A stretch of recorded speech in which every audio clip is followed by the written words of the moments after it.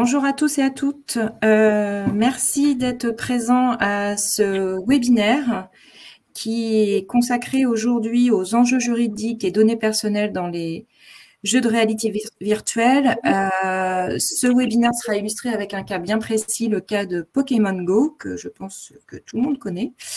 Alors, on est assez nombreux aujourd'hui autour de la table. On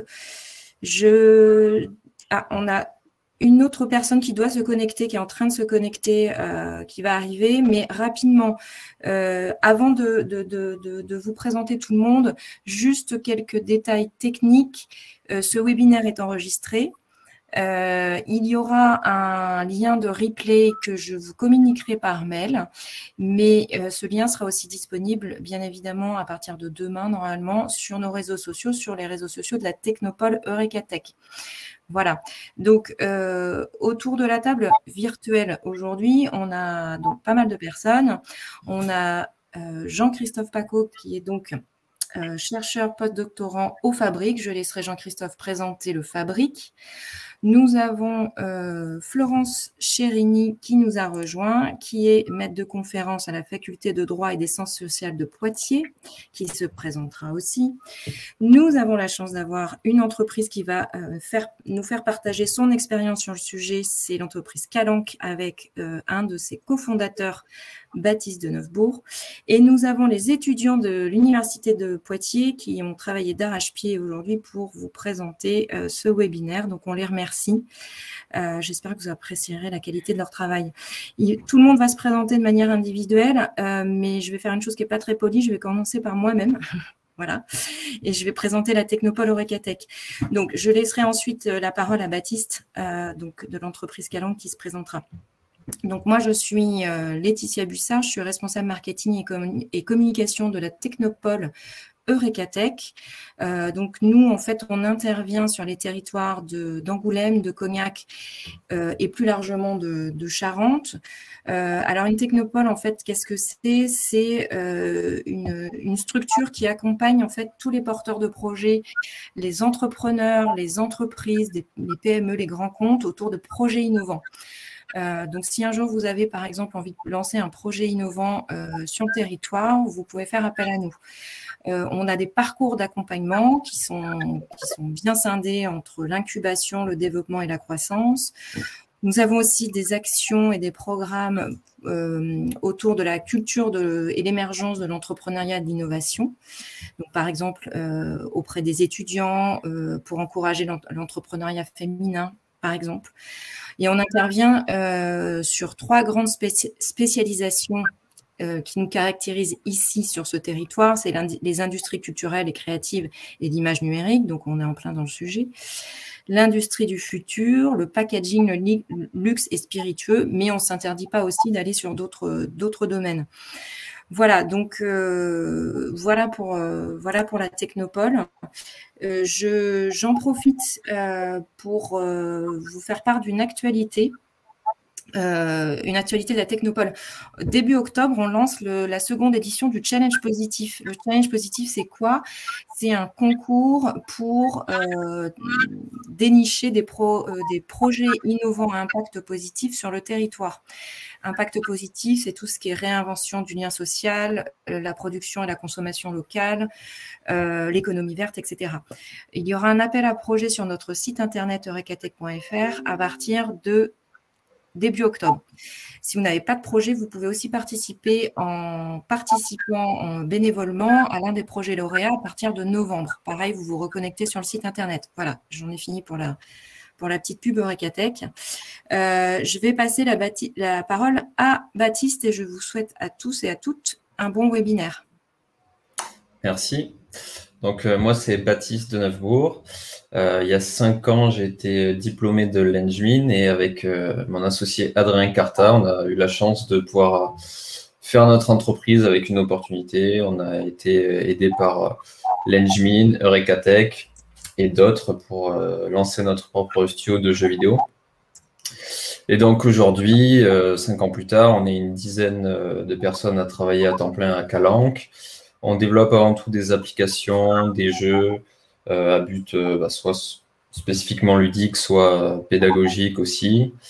Et notamment, une bonne partie du temps, la moitié du temps, avec de la réalité augmentée, c'est un peu une spécialité. Donc voilà, je suis là pour donner un angle un peu local sur une équipe aussi plus petite sur la réalité augmentée et ses effets.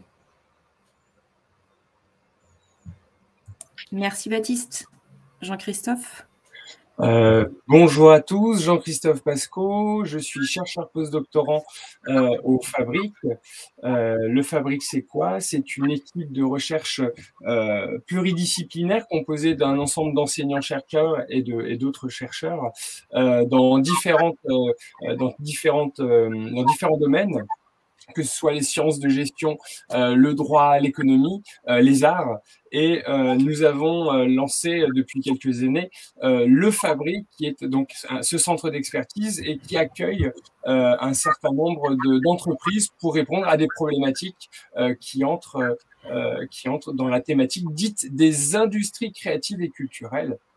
Et nous proposons un certain nombre d'événements et nous sommes associés à l'Eureka-Tech justement pour ce type de workshop. Et nous remercions chaleureusement l'Eureka-Tech pour cela. Je vais à mon tour passer la parole à Florence Chérini. Bonjour, donc je suis Florence Chérini, maître de conférence à la faculté de droit de Poitiers. J'espère que la connexion va être suffisamment bonne pour nous permettre de travailler dans de bonnes conditions. À la faculté de droit, j'ai le plaisir depuis de nombreuses années maintenant d'enseigner au sein du magistère en droit des techniques de l'information et de la communication, qui est une formation qui vise à former des étudiants qui ont déjà un niveau Bac+2 à une formation donc à la fois technologique et juridique, sur des problèmes liés donc au droit des nouvelles technologies. La formation date de 1986, elle est donc ancienne, elle était déjà très en avance sur son temps, et dans le cadre de cette formation, j'ai le plaisir de diriger ce qu'on appelle des projets tutorés. Et dans le cadre de ces projets tutorés, les étudiants de deuxième année de magistère ont travaillé l'année dernière dans des conditions un peu ingrates liées aux conditions sanitaires que vous connaissez, ont travaillé sur une thématique qui nous semblait intéressante, puisque Pokémon Go fête ses 5 ans, Pokémon Go a rapporté 5 milliards de dollars, et Pokémon Go, au-delà de constituer un véritable phénomène de société, évidemment pose le problème de l'utilisation de la réalité augmentée. Et donc, je vais vous présenter, ils vont se présenter eux-mêmes, ils sont très grands, les études du magistère qui ont collaboré sur ce projet tutoré et qui interviendront à tour de rôle. Et je vois que Tatiana nous a rejoint, c'est très bien. Donc, je crois que c'est Alan qui commencera, ensuite Colin, ensuite Ambrine, et ensuite Tatiana. Je vous laisse la parole, Alan. Oui, merci beaucoup, Madame Chérini. Donc, bonjour à tous. Donc, je m'appelle Alan Bigaro. Je suis étudiant en master de droit du numérique à Poitiers et j'effectue donc un diplôme universitaire donc au magistère TIC de Poitiers, dont Madame Chérini vient juste de vous parler. Et du coup, voilà, pendant le projet tutoré, donc on a préparé cette conférence et voilà. Donc, je vais donner la parole à un autre étudiant. Si Ambrine ou Tatiana ou Colin veut parler, n'hésitez pas. Bah, je vais prendre la parole, du coup. Je m'appelle Ambrine Bendramalis, donc je suis moi aussi étudiante en Master 2, droit du numérique et donc magistère 3e année des techniques de l'information et de la communication. Prochainement étudiante en Erasmus à l'Université de Cambridge, donc je suis très contente aujourd'hui de faire ce webinaire et partager un petit peu tout le travail que j'ai fait avec mes collègues. Voilà. Moi, je m'appelle Tatiana Maki, je suis également étudiante en Master 2 donc à l'Université de Poitiers et au sein de la dernière année du magistère. Je suis ravie également de partager avec vous le fruit de notre travail. Bonjour à tous, donc moi je m'appelle Colin Dantin et j'ai eu le plaisir aussi de participer à l'élaboration de ce travail sur Pokémon Go et les problématiques juridiques qui sont liées à cela. Et donc moi je vous présenterai une partie sur laquelle j'ai travaillé et qui concerne les problématiques liées à la propriété des biens privés et la propriété des biens publics. Merci beaucoup à tous. J'ai juste oublié tout à l'heure de vous dire que vous pouvez poser des questions dans le chat ou dans l'onglet questions, que certaines questions seront reprises au cours de la présentation. On essaiera d'en prendre quelques-unes, mais on se laissera un petit peu de temps à la fin, si on peut, pour répondre à vos questions éventuelles. Donc, vous n'hésitez pas à utiliser les deux onglets dont je viens parler. Est-ce que vous voulez que je lance la présentation? Ouais, donc je vais la chercher. Et c'est parti. Voilà. À vous de jouer, Alan. Oui, merci beaucoup.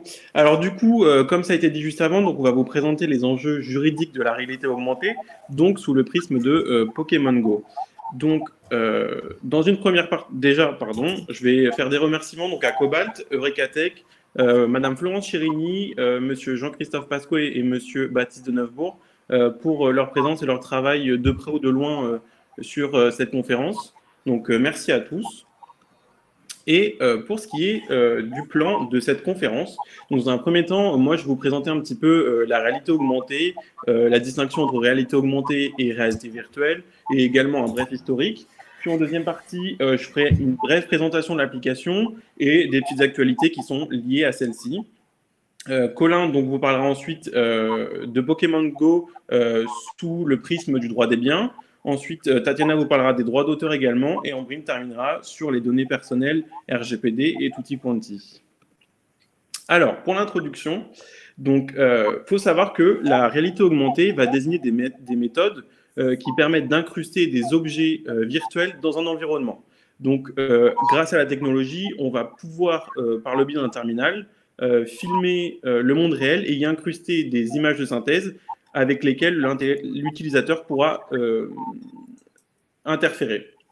Donc la réalité augmentée va se combiner avec divers outils. Donc on va avoir notamment le gyroscope qui va permettre de connaître l'orientation du terminal. On va également avoir l'accéléromètre qui va permettre de capter les accélérations, également les vibrations. Et donc tous ces outils vont permettre de situer l'utilisateur dans son environnement. On va savoir vers où il regarde et où il se déplace. Donc, dans une deuxième petite partie, j'aimerais vous parler en fait de la distinction qui existe entre la réalité augmentée et la réalité virtuelle. Souvent, les gens parlent de réalité virtuelle pour toutes les applications, tous les logiciels qui vont permettre de s'immerger dans un monde virtuel. Alors, comme je vous l'ai dit, la réalité augmentée, c'est l'ajout d'éléments visuels sur le réel, donc par le biais d'une interface numérique, alors que la réalité virtuelle, quant à elle, va permettre de simuler la présence physique d'un utilisateur dans un monde qui va être créé de toutes pièces. Donc, c'est vraiment un environnement qui est complètement artificiel. Donc, la réalité augmentée va utiliser des terminaux mobiles ou ordinateurs pour leur interface, alors que la réalité virtuelle va plonger l'utilisateur dans cet environnement artificiel, et notamment par le biais de casques, comme peut-être vous connaissez, vous avez les Oculus de la société Oculus VR, qui a été d'ailleurs racheté en 2014 par Facebook, où vous avez également tous les casques HTC qui sont sortis en 2016. Également, certains parlent de réalité mixte, donc de XR, pour une fusion du monde réel et du monde virtuel. En fait, c'est juste que la réalité mixte va ajouter des objets de synthèse dans l'environnement réel sous la forme d'un hologramme avec lequel on peut interagir. Mais comme on parle de réalité augmentée aujourd'hui, on ne se concentrera pas trop sur cet aspect-là. Pour ce qui est de l'historique de la réalité augmentée, donc je me suis vraiment focus sur le plus récent parce que sinon c'est très long, ça date des années 40. Il faut savoir qu'en 2014, l'application Snapchat, donc de Snap Inc., la société, a démocratisé un petit peu la réalité augmentée qui est donc aujourd'hui à destination du grand public en ajoutant des filtres qui analysaient les visages, qui ajoutent des effets visuels, etc. Ces fonctionnalités elles ont ensuite été intégrées dans diverses autres applications. On va avoir notamment Instagram et Facebook évidemment, et il y a également toutes les grandes marques qui sont un petit peu emparées du sujet parce que voilà, c'est un bon moyen aussi de faire la promotion de ses produits et ses services, évidemment. Alors que au départ, on se reposait sur une caméra, un écran et un ordinateur pour la réalité augmentée. Le fait que les smartphones ont connu un essor très important sur les dernières décennies, ça fait que la réalité augmentée, les smartphones plutôt, sont devenus vraiment l'interface principale de la réalité augmentée. Et c'est pour ça qu'en 2016, Pokémon Go a fait son apparition du coup sur les smartphones et sur les App Store, etc., qui est développé par Niantic et qui met au cœur de ses mécaniques la réalité augmentée. En deuxième partie, du coup, je vais vous présenter, donc, comme je vous l'ai dit, l'application et je vous parlerai juste après des controverses. Pour ce qui est de l'application, donc je vous en ai parlé tout à l'heure, c'est donc une application sur smartphone et qui permet de jouer n'importe où, que vous soyez chez vous, tout seul, avec des amis. Et en fait, ça permet donc de jouer dans le monde virtuel de la fameuse franchise Pokémon, évidemment, qui a été créée en 1993 par Satoshi Tajiri. Donc l'application est développée par Niantic, qui est une société américaine qui est spécialisée dans le développement de plateformes applications équipées de réalité augmentée. Vous avez peut-être entendu parler également du nouveau Harry Potter qui est sorti sur smartphone, qui utilise la même technologie et qui est fait également par Niantic. Donc l'application Pokémon Go, elle est éditée par The Pokémon Company, qui va gérer les droits d'utilisation de la licence. L'application, elle permet donc d'entrer dans la peau d'un dresseur Pokémon, qui est à la recherche de son Pikachu évidemment, ou d'autres Pokémon dans tout genre, pour compléter son Pokédex, qui est une sorte d'encyclopédie qui va répertorier tous les Pokémon. Donc, dans l'application, il faudra choisir un pseudonyme, un avatar, et on a également le choix de choisir 3 équipes. Vous avez l'équipe jaune qui est l'intuition, l'équipe bleue qui est sagesse, et l'équipe rouge qui est la bravoure. Bon, même si ça peut être très beau comme ça n'a pas réellement d'intérêt en jeu, puisque ça sert juste à capturer des points qui s'appellent des arènes, et en gros, on combat des Pokémon des équipes adverses pour reprendre le pouvoir.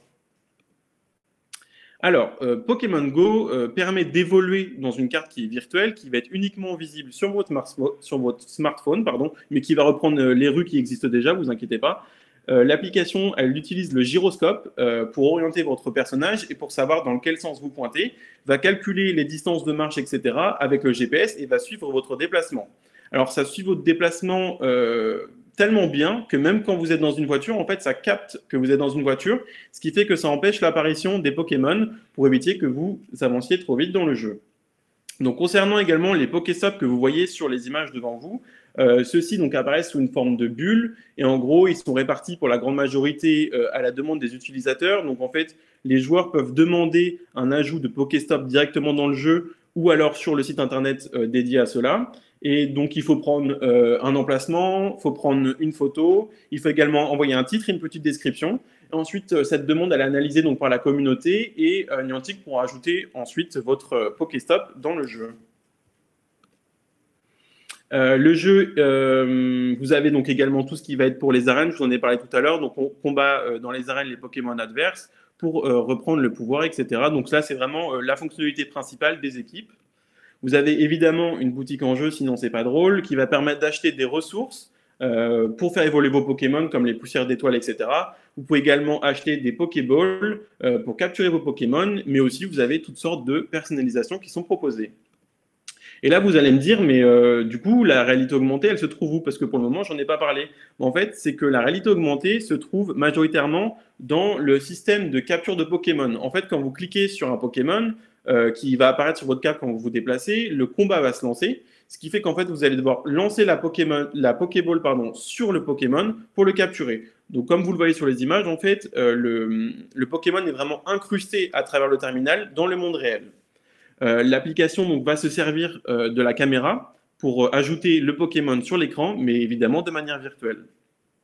Donc, grâce à la réalité augmentée, on peut voir le Pokémon à travers son écran, mais il est même possible de faire apparaître ces Pokémon via l'écran, toujours avec la réalité augmentée. Avec cette opportunité, en fait, on peut donner des friandises, un petit peu comme un Tamagotchi, en fait. C'est vraiment le principe. Donc, le Pokémon, évidemment, peut être capturé plusieurs fois. Bon, ça, après, c'est un peu plus des fonctionnalités qui sont un peu plus avancées pour ceux qui jouent souvent. C'est pour obtenir des sortes de bonbons pour les faire évoluer, pour qu'ils prennent de la puissance. Mais il y a également, pour les connaisseurs, des petites applications pour évaluer les Pokémon et pour les optimiser un maximum. Donc, concernant les controverses, c'est vrai qu'on a vu qu'avec la pandémie du Covid-19, que Pokémon Go, en fait, semblait toujours aussi lucratif, puisque quand il est sorti, en fait, en 2016, il avait engrangé 950 millions de dollars en 6 mois. Donc, ce qui est énorme pour les applications téléphone. Et on aurait pu penser que, à cause de la pandémie, cela aurait un impact sur les revenus de l'application, qui repose majoritairement sur les sorties réelles pour capturer les Pokémon. En fait, en 2020, en réalité, Pokémon Go a battu son propre record de revenus, puisqu'en 10 mois, l'application a engrangé 1 milliard de dollars, pardon, et qui se place en 2020 à la 3e position des jeux les plus rentables, donc derrière les jeux comme PUBG Mobile ou Honor of King pour ceux à qui ça parle. Cependant, on pourrait croire que Nintendo, voilà, c'est son lingot d'or, etc. Alors qu'en fait, pas du tout. Nintendo n'en touche vraiment qu'une moindre partie, puisque c'est Niantic, du coup, qui est en charge du développement. Et Pokémon Company, donc l'éditrice de l'application, n'est détenue qu'à hauteur de 32% par Nintendo, à tel point que certains auteurs et certains médias parlent même de fausses poules aux œufs d'or pour Nintendo. Et les revenus de 2020 pour l'application peuvent s'expliquer du fait que Niantic a pris des mesures au regard des restrictions sanitaires qui ont été prises dans plusieurs pays pour que les utilisateurs puissent profiter pleinement de l'application. Notamment, vous avez des prix réduits dans la boutique, vous avez l'éclosion des œufs qui nécessitent moins de marche, vous avez également les Pokéstops qui s'actualisent plus souvent et les arènes qui sont accessibles à une moins grande distance. Et pour ce qui va être un petit peu des petites controverses, on a plusieurs pays qui ont procédé à l'interdiction de l'application pour différentes raisons. On va avoir notamment l'Iran qui a interdit, qui a été d'ailleurs le premier pays à interdire l'application, en fait, puisque, voilà, pour des raisons un petit peu de sécurité nationale, le jeu qui est issu d'une société de développement américaine, évidemment, qui va proposer une géolocalisation, c'est un petit peu mal vu, c'est un petit peu compris comme des manœuvres qui servent à l'espionnage. Bon, ça, c'est la raison officielle, on n'en saura pas plus, mais c'est la même raison qui a été invoquée par la Russie, qui avait peur aussi de l'espionnage américain. En Corée du Sud, on a carrément les BAB qui ne fonctionnent pas du tout, puisqu'il ne faut pas donner d'informations évidemment à son fameux rival du Nord, donc le GPS ne fonctionne pas. Au Japon, Niantic a aussi fait disparaître les Pokéstops et l'apparition de Pokémon à Hiroshima, puisqu'en fait voilà, ça faisait plein de groupements dans ces lieux-là, et pour protéger un petit peu pour conserver plutôt la solennité du lieu, ils ont décidé de les supprimer. Vous avez également au Japon, je crois que c'était l'année dernière, ils ont fait un partenariat avec McDonald's aussi pour implanter des Pokéstops en fait dans les McDonald's pour que les joueurs évidemment y viennent et consomment sur place. Vous avez en France, pour qu'on soit un petit peu local quand même, sinon c'est pas drôle, le maire de Bressolles en 2016 qui a publié un arrêté et qui a interdit carrément l'implantation de Pokémon sur sa commune, puisqu'il considérait que voilà, l'inattention des piétons et des conducteurs qui vont visionner leur téléphone était un danger. Et bon, là, c'est la petite anecdote qui est un peu plus drôle, mais vous avez un Américain qui s'appelle Evan Scribner qui utilisait l'application, et lui, on a carrément fait les frais, puisqu'en fait, sa fiancée a décidé de le quitter, car en fait, elle avait remarqué que sur l'application, via le système d'amis, et via le système de la liste d'amis, en fait, que son fiancé avait capturé un Pokémon à l'endroit exact où se situait son ex-petite amie. Donc peut-être la relation a vu son terme arriver plus vite que prévu, mais bon, on espère quand même qu'il a eu un bon Pokémon, ça c'est le principal. Merci beaucoup, Alan. Avec plaisir. Merci beaucoup. Alors, je vais me tourner vers le professionnel, vers l'entreprise locale. Baptiste, comment est-ce qu'une TPE, alors on a bien entendu tout le contexte de la RA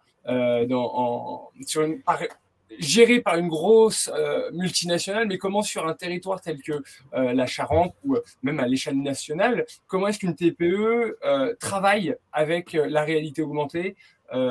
Voilà, comment est-ce que vous travaillez au quotidien?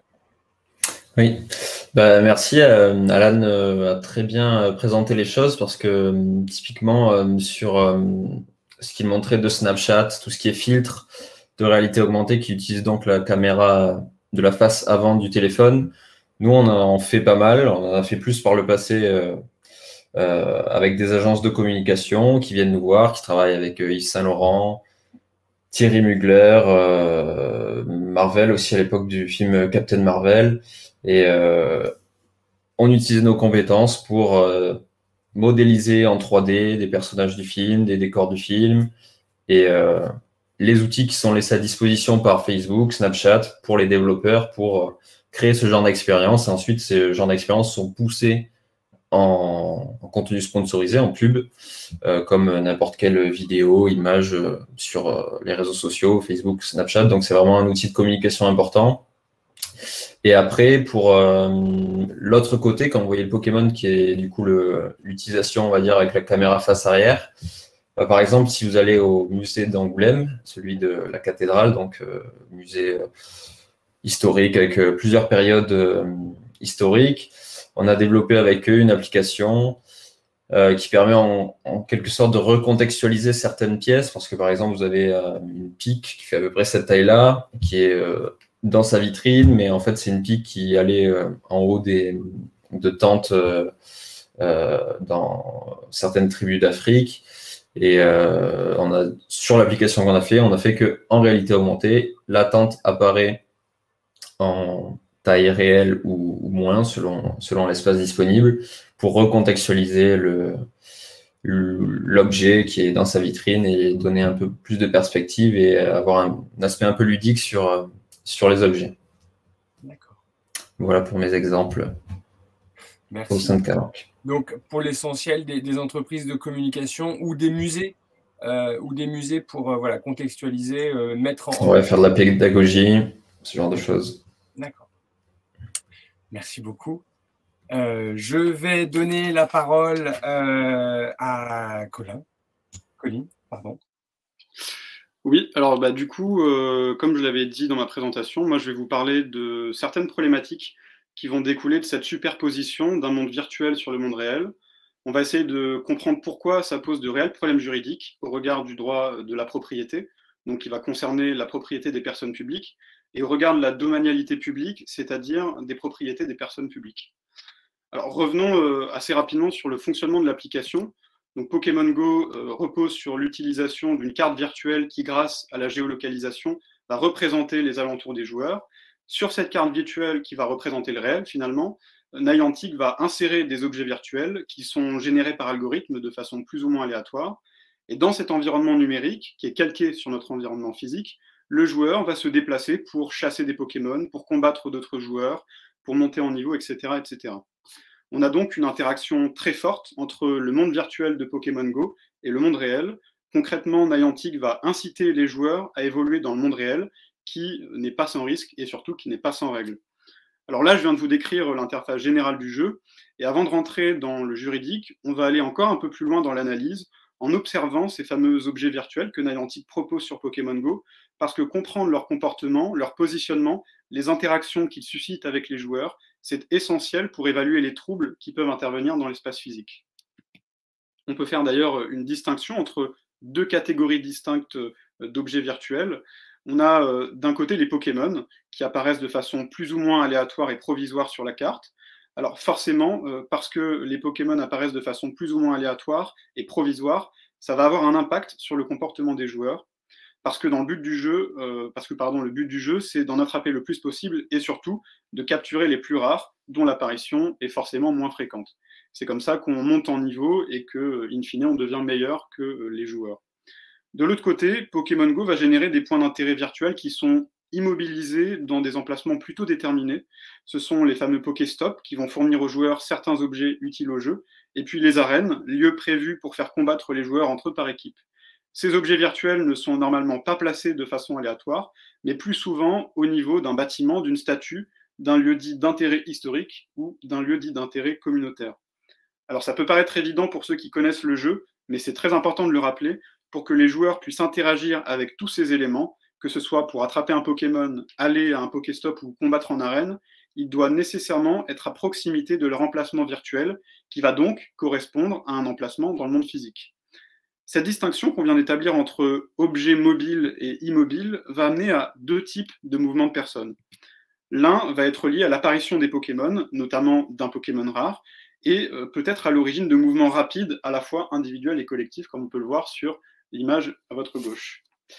Et puis l'autre, qui est lié aux objets virtuels immobilisés, donc les Pokéstop et les arènes, peuvent faire naître des attroupements de plusieurs joueurs au même endroit pour une durée plus ou moins étendue. Plus vraiment de doute maintenant, on comprend bien que cette organisation virtuelle d'un environnement physique et les interactions des joueurs avec celui-ci peuvent être à l'origine de troubles dans le réel, qui contreviennent notamment à des règles en droit de la propriété et concernant des règles de la domanialité publique. Je vais vous donner quelques exemples de troubles qui ont été causés par ces joueurs. On a par exemple Enedis, compagnie française en charge du réseau électrique, qui a dû rappeler aux joueurs qu'il n'était ni prudent ni légal d'essayer de se rendre dans des centrales électriques pour capturer des Pokémon. Aux États-Unis, maintenant, le gouvernement fédéral a déjà arrêté des chasseurs de Pokémon qui chassaient dans des lieux sous haute surveillance, comme par exemple des bases militaires. D'ailleurs, le ministère de la Défense français s'en est inquiété également, et voyez ce qu'il a fait afficher dans les lieux sensibles. Alors, avec les quelques exemples que je viens de vous donner, il faut se poser une question importante. Qui est responsable dans l'histoire?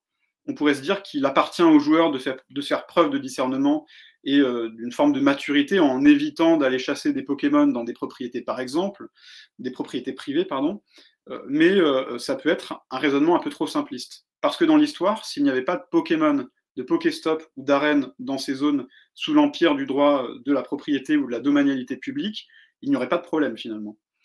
Pour comprendre comment se défend Niantic, il est vraiment intéressant d'aller lire leurs conditions générales d'utilisation, que je vous affiche à l'écran. Et ce petit paragraphe est vraiment très intéressant. Et on va lire ensemble la partie qui va nous intéresser. Dans le cas où vous auriez un litige avec un tiers concernant votre utilisation des services, vous exonérez Niantic et nos dirigeants, directeurs, agents, filiales, co-entreprises et employés de toute réclamation, demande et réparation de dommages basés sur un fondement contractuel ou extra-contractuel, de toute nature, connue ou inconnue, suspectée ou insoupçonnée, divulguée ou non divulguée, découlant d'un tel litige ou liée de quelque manière que ce soit à celui-ci.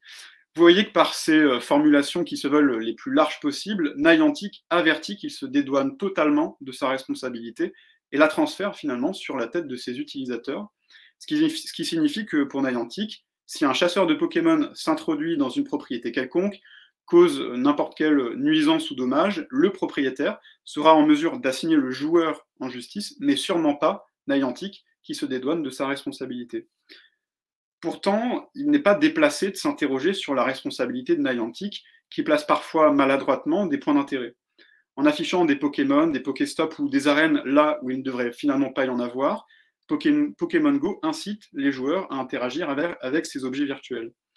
Est-ce qu'on ne pourrait pas considérer que quelqu'un dont la propriété a été violée puisse avoir un raisonnement qui dit que, 1, vous, Niantic, vous placez des points d'interaction sur une carte virtuelle qui correspond à l'emplacement de mon bien dans le monde réel, ou alors se situe à proximité.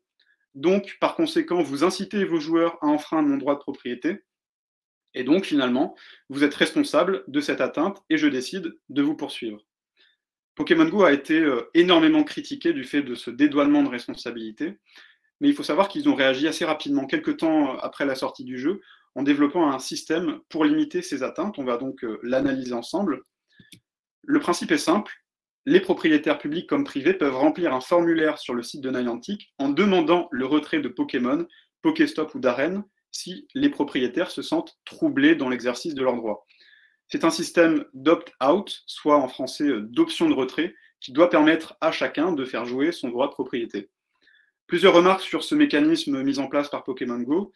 Déjà, il n'est pas facile à trouver sur leur site web. Sans avoir la connaissance d'un tel mécanisme, je vous assure que c'est très compliqué de le trouver. Et puis ce mécanisme pose problème pour une raison assez simple, c'est que ça signifie qu'il faut demander à Niantic si l'on peut jouir correctement de son droit de propriété. Donc en fait, Pokémon Go supervise un peu le droit, parce qu'on doit leur demander l'autorisation de faire cesser des troubles. Et en plus, c'est Niantic qui va décider ou non d'accorder ce droit via ce formulaire. Mais si on prend un peu de recul sur la question, on se rend compte que le problème n'est pas vraiment lié à la mauvaise foi de Niantic, qui n'aurait pas envie de se plier aux exigences du droit. En fait, on a une problématique technique qui ne permet pas de garantir le droit de propriété de chacun, notamment dans le jeu Pokémon Go. L'exemple très parlant, c'est Google, qui pour fonctionner indexe la totalité des pages web. En fait, si quelqu'un souhaite ne plus apparaître dans les résultats de recherche, pour que le contenu soit supprimé, il doit en faire la demande. C'est encore une fois un mécanisme d'opt-out comme Pokémon Go. Imaginons maintenant la situation inverse qu'on qualifie d'opt-in. Cela supposerait que Google demande systématiquement l'autorisation pour indexer tel ou tel contenu. on conçoit bien que techniquement, quand on imagine l'ampleur des informations qui se créent et qui circulent sur Google chaque jour, c'est juste impossible. On ne peut pas traiter en amont des millions, voire même des milliards de requêtes. Il en va de même avec Pokémon Go parce que l'application s'appuie sur plusieurs données, notamment les données de Google Maps qui lui permettent de générer un rendu virtuel du monde réel. Mais il est impossible pour Niantic de localiser très précisément les zones qui font l'objet d'un droit de propriété, les zones dans lesquelles la présence massive de joueurs pourrait troubler la tranquillité des propriétaires, etc. etc. Au-delà de ça, l'algorithme de Pokémon Go qui place les points d'intérêt n'est pas à l'abri de bugs qui pourraient décaler ne serait-ce que d'1 mètre un Pokémon pour qu'il se retrouve dans une propriété privée. On voit bien que c'est donc quand même assez compliqué. Mais ça n'empêche pas qu'on puisse essayer de voir si le droit tel qu'il est aujourd'hui ne pourrait pas nous apporter des réponses et protéger les propriétaires. La première question que l'on doit se poser, c'est est-ce que l'on peut concevoir qu'un propriétaire puisse être propriétaire d'une représentation virtuelle de son bien? On a un adage latin qui, traduit en français, affirme que celui qui possède le sol possède aussi le ciel jusqu'aux cieux et les profondeurs jusqu'en enfer. Alors à ce moment-là, quand un espace virtuel chevauche un espace réel, est-ce qu'on ne pourrait pas estimer que cet espace virtuel appartient au titulaire du droit de propriété dans le monde réel? La première chose qu'on doit souligner, c'est que cette superposition d'un espace virtuel à l'espace réel, elle est génératrice de troubles qui sont matériellement constatés dans le monde physique. Donc on pourrait considérer que la représentation virtuelle du bien est un peu liée à son existence physique, dans la mesure où cette représentation est génératrice de troubles. Donc finalement, un propriétaire pourrait s'opposer à ce que son bien soit représenté dans le jeu. Malheureusement, je ne peux pas vous apporter de réponse très précise parce que jusqu'à maintenant, la loi comme la jurisprudence ne se sont pas prononcées sur la question. Mais cela n'exclut pas que d'autres pistes ont été pensées pour contrevenir aux atteintes aux droits de propriété après la sortie du jeu Pokémon Go. Et une piste intéressante pourrait être le droit à l'image des biens. On va d'abord s'intéresser aux biens du domaine privé. Alors la question qu'il faut se poser dans la situation de Pokémon Go, c'est est-ce qu'un propriétaire privé dispose d'un monopole sur l'image de son bien dans le cas d'une représentation virtuelle de celui-ci? Est-ce qu'il est donc légal que Niantic exploite l'image des biens de propriétaires pour créer son univers de jeu? Une décision des juges de la Cour de cassation en date du 7 mai 2004 va nous apporter quelques éléments de réponse. Les juges considèrent que le propriétaire d'un bien ne dispose pas d'un droit exclusif sur l'image de celui-ci. Ça veut donc dire que l'exploitation de l'image d'un bien n'est par principe pas illégale. En fait, les juges nous expliquent que s'il veut obtenir gain de cause, le propriétaire doit être capable de démontrer l'existence d'un trouble anormal causé par l'exploitation de l'image de son bien. Et les juges vont venir nous apporter des précisions sur cette notion de trouble. Il s'agit d'une perturbation de la tranquillité et de l'intimité du propriétaire du bien, justifiée par une nuisance certaine. Si on analyse cette jurisprudence, on peut tout à fait penser que, dans leur expérience de jeu, des joueurs soient amenés à perturber la tranquillité et l'intimité du propriétaire d'un bien par une nuisance avérée.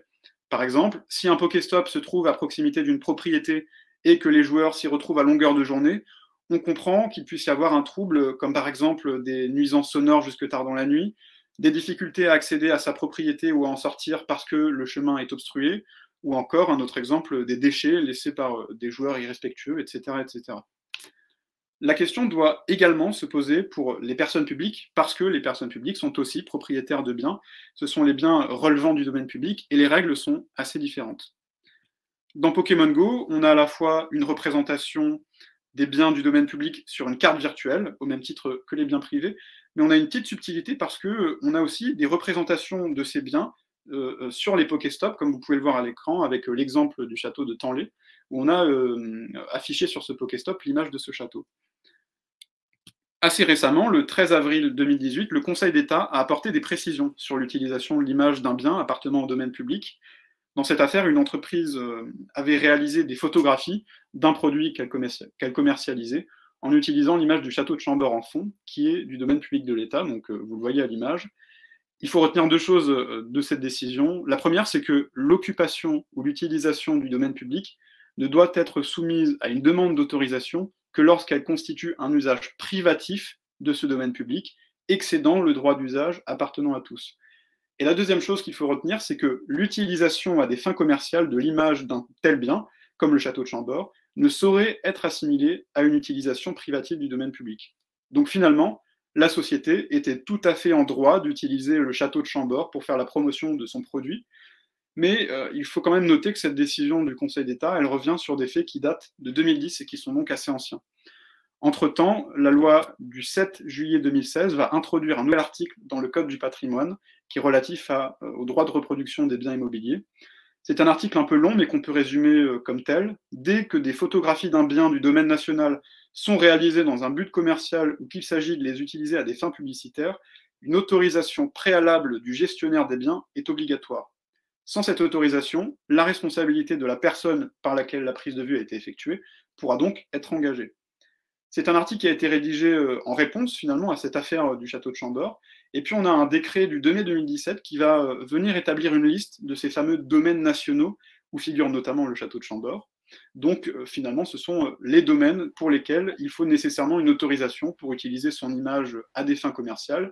6 sont recensés par la loi, le château de Chambord, le domaine de Chambord, le domaine du Louvre et des Tuileries, le domaine de Pau, le château d'Angers, le palais de l'Élysée et le palais du Rhin.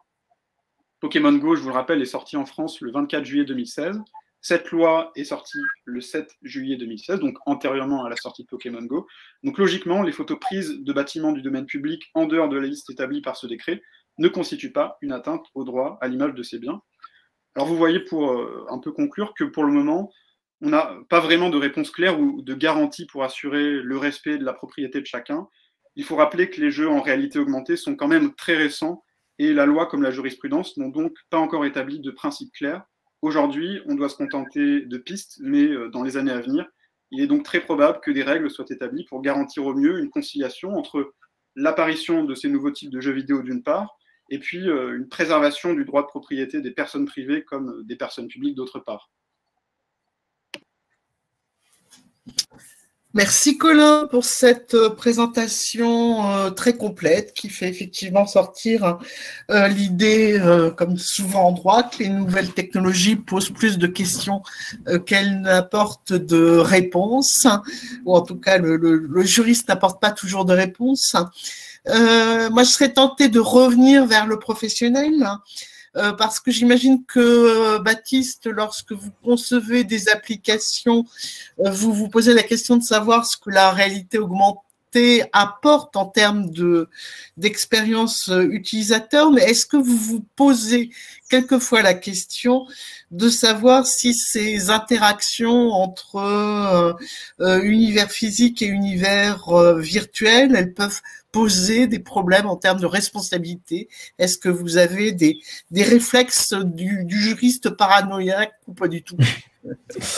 C'est pas mon travail, donc j'ai pas forcément des formations professionnelles, mais alors j'aurais peut-être des réponses différentes pour les parties à venir sur le droit d'auteur et les RGPD, parce qu'en ce qui concerne le droit des biens, c'est vraiment relatif là, notamment à la partie géolocalisation de Pokémon Go, que nous, on n'utilise pas du tout dans nos applications, notamment parce que, on va dire, c'est deux types d'expériences différentes, c'est dur de faire les deux en même temps, et notamment, c'est un peu, la géolocalisation, c'est un peu là où beaucoup se cassent les dents, c'est-à-dire que 5 ans après, moi, je constate que Pokémon Go était presque une anomalie, parce que Niantic eux-mêmes, ils ont lancé 2 ans plus tard un jeu Harry Potter qui paraissait une très bonne idée sur le papier, et ça a fait un centième, voire un millième du succès de Pokémon Go.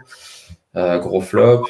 Encore cette semaine, je lisais qu'ils ont raté, ils annulent le développement d'un jeu basé sur Catan, la licence de jeu de société, toujours avec le même système de jeu. Et d'autres comme The Walking Dead, Jurassic Park, d'autres licences ont beaucoup de mal à faire ce que Pokémon Go a fait, ou même un centième de ce que Pokémon Go a fait. Donc c'est très compliqué de réussir sur ce domaine de la géolocalisation. Ça pose plein de questions passionnantes, et régulièrement il y a des choses qui se posent, comme avec notamment les NFT qui sont encore un autre sujet sur le bien virtuel. Il y a aussi des gens qui proposent d'acheter des des lieux qui existent, mais façon virtuelle, genre avoir un espace virtuel de jeu dans lequel moi j'achète la Tour Eiffel et puis je suis le seul possesseur du jeu de la Tour Eiffel, donc on peut me proposer une enchère plus chère pour l'acheter.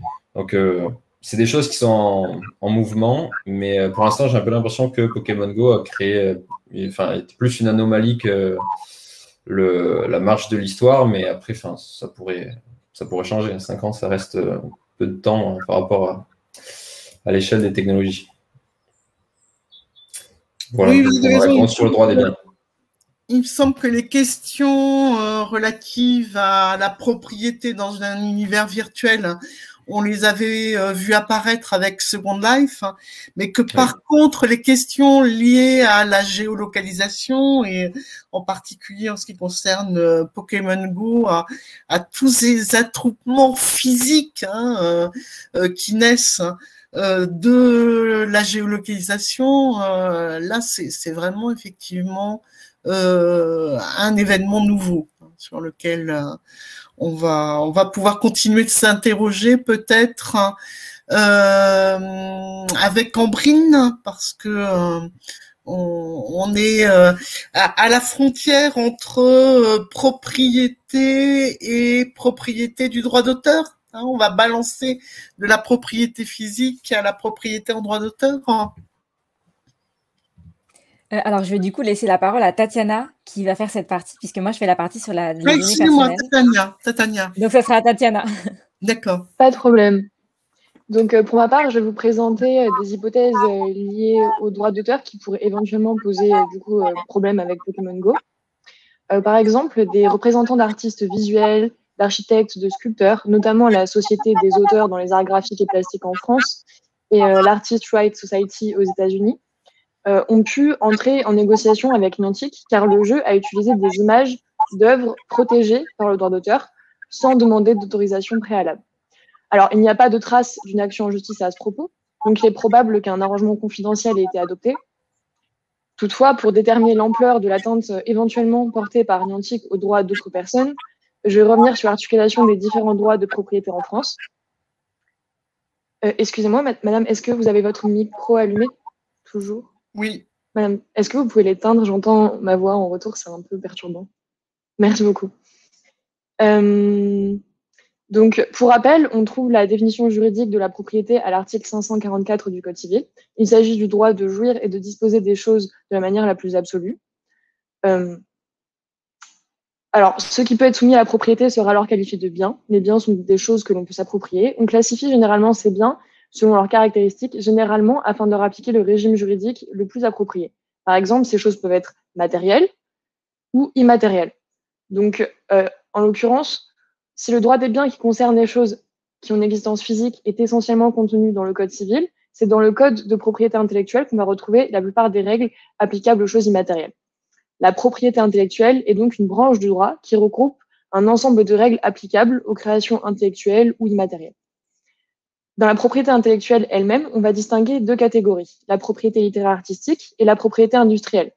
Si la propriété industrielle s'intéresse aux innovations, qu'elle protège grâce au droit des brevets, des signes distinctifs comme les marques, la propriété littéraire artistique va notamment encadrer le fameux droit d'auteur, dont il est question ici. Donc en l'espèce, c'est la propriété littéraire et artistique qui est mise en cause lorsque les titulaires du droit d'auteur s'opposent à l'utilisation qui est faite de l'image de leurs œuvres qui sont protégées au titre du droit d'auteur. Car par exemple, lorsque des Pokéstops sont disposés sur des murs ou des lieux protégés parce qu'une œuvre s'y trouve ou parce que le bâtiment lui-même bénéficie de la protection du droit d'auteur, les images, les photos contenues dans l'application sont autant d'atteintes potentielles aux prérogatives dont bénéficient les titulaires du droit. L'article L111-1 du Code de propriété intellectuelle, qui définit le droit de propriété dont dispose l'auteur comme un droit incorporel exclusif et opposable à tous, distingue notamment les attributs patrimoniaux, les attributs d'ordre moraux, au sein de ces prérogatives. Et nous verrons tout d'abord les éventuelles atteintes aux droits patrimoniaux qui pourraient résulter du jeu, puis les atteintes au droit moral. Donc, les photos utilisées pour illustrer les espaces publics correspondant à chaque Pokéstop sont prises par les joueurs quand ils sollicitent Niantic pour proposer un nouvel emplacement. Et parfois, ces photos représentent des œuvres protégées par le droit d'auteur. Ces photos sont susceptibles de porter atteinte aux droits patrimoniaux qui confèrent un monopole d'exploitation titulaire. Et ce monopole peut se traduire soit par un droit de représentation, soit par un droit de reproduction. Le droit de représentation, qui est défini à l'article L122-2 du Code de propriété intellectuelle, est la communication de l'œuvre au public par un procédé quelconque. Le droit de reproduction, lui, qu'on retrouve à l'article 122-3, est la fixation matérielle de l'œuvre par n'importe quel procédé qui permette de la communiquer au public de manière indirecte. Par public, on désigne un nombre indéterminé de personnes n'ayant pas nécessairement une relation de clientèle avec celui qui permet la communication de l'œuvre. Donc il suffit que ce public soit potentiel, c'est-à-dire que la communication de l'œuvre peut être à destination d'un large public, peu importe la réception effective de l'œuvre par ce public. Donc tout d'abord, le droit de représentation va englober tous les modes de communication directe des œuvres publiques. Les photos des monuments, d'œuvres graphiques sur un téléphone rendent donc possible l'application du droit de représentation. Pour reprendre la lettre du texte, il peut s'agir de projection, de télédiffusion. Dans ce cas de figure, l'utilisation de l'œuvre est soumise au préalable à une autorisation de l'auteur qui peut demander le versement d'une redevance à l'occasion de chaque représentation publique de l'œuvre. De plus, selon une analyse de Rose-Marie Borges et Simon Berton, qu'on retrouve dans l'article Pokémon Go et la réalité virtuelle des droits d'auteur bien réels, ce droit de représentation ne s'épuise pas par le premier usage qu'en fait le titulaire. Donc, chaque téléchargement du jeu par une personne peut éventuellement constituer un nouveau public potentiel qui sera à l'origine d'une nouvelle représentation et donc d'une nouvelle possibilité pour le titulaire du droit de représentation de réclamer une contrepartie pécuniaire. Toutefois, cette conclusion n'a jamais été retrouvée dans une affaire publique concernant Niantic, qui n'a donc officiellement jamais été conduit à rémunérer les titulaires des droits de représentation des œuvres communiquées dans le jeu. En ce qui concerne le droit de reproduction, normalement, le droit de représentation était à droite sur le diapo, mais il y a eu un petit bug, je pense. Donc, concernant le droit de reproduction, il est caractérisé par son objet, la reproduction, qui peut s'effectuer par exemple par imprimerie, dessin, gravure, photographie, moulage professionnel, enregistrement mécanique, cinématographique, magnétique. Cette reproduction peut être permanente comme provisoire. Le procédé est indifférent dès que l'œuvre est fixée sur un support. Tout comme le droit de représentation, c'est la communication publique qui constitue le monopole de l'auteur.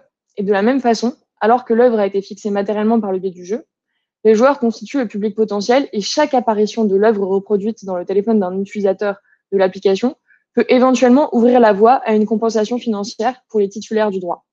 Mais à l'instar du droit de représentation, cette analyse n'a pas été revendiquée et n'a pas donné lieu à un arrangement connu du public. Finalement, bien qu'on ne puisse pas affirmer que les auteurs et les sociétés qui représentaient les artistes aient eu gain de cause en revendiquant les atteintes aux droits patrimoniaux dont ils sont titulaires auprès de Niantic, on peut néanmoins affirmer que les droits de représentation et de reproduction sont en fait mis en cause lors de l'apparition d'une œuvre dans l'application. Niantic aurait en théorie dû demander l'autorisation aux titulaires des droits pour pouvoir utiliser les images des œuvres protégées en question, et il est possible pour ces titulaires de mener une action en contrefaçon pour interdire l'utilisation de l'œuvre en vertu des articles L335-2 et suivants du Code de la propriété intellectuelle. Cependant, comme je l'ai dit tout à l'heure, les atteintes aux droits d'auteur ne se limitent pas à la dimension patrimoniale de ce dernier. Le droit moral peut aussi être protégé par le biais d'une action en contrefaçon.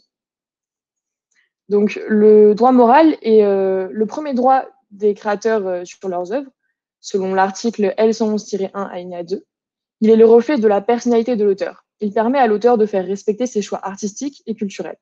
C'est un droit inaliénable, il ne peut être cédé entre vifs, il ne peut être saisi, il est imprescriptible, il ne peut se perdre par défaut d'usage ou s'acquérir par un usage prolongé et perpétuel. Il ne s'éteint jamais.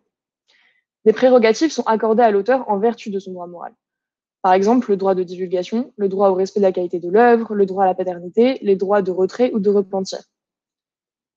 Dans le cas de Pokémon Go, nous allons voir donc 3 hypothèses, celle du droit à la paternité de l'œuvre, le droit au respect de la qualité de l'œuvre et éventuellement les atteintes qui peuvent être faites à la destination donnée initialement à l'œuvre. Donc, tout d'abord, en ce qui concerne le droit de paternité, qui est défini à l'article L121-1 du Code de propriété intellectuelle, ce droit signifie que l'auteur jouit du droit au respect de son nom et de sa qualité. Cela lui permet d'apposer ses noms, sa qualité sur son œuvre, d'empêcher un tiers de se prétendre auteur de celle-ci. Et dans Pokémon Go, si on retrouve parfois le nom de l'auteur associé à la représentation de certaines œuvres, de très nombreux Pokéstop ne les indiquent pas. quand il y a une indication, c'est généralement le nom qu'on va trouver pour le grand public, pour l'œuvre.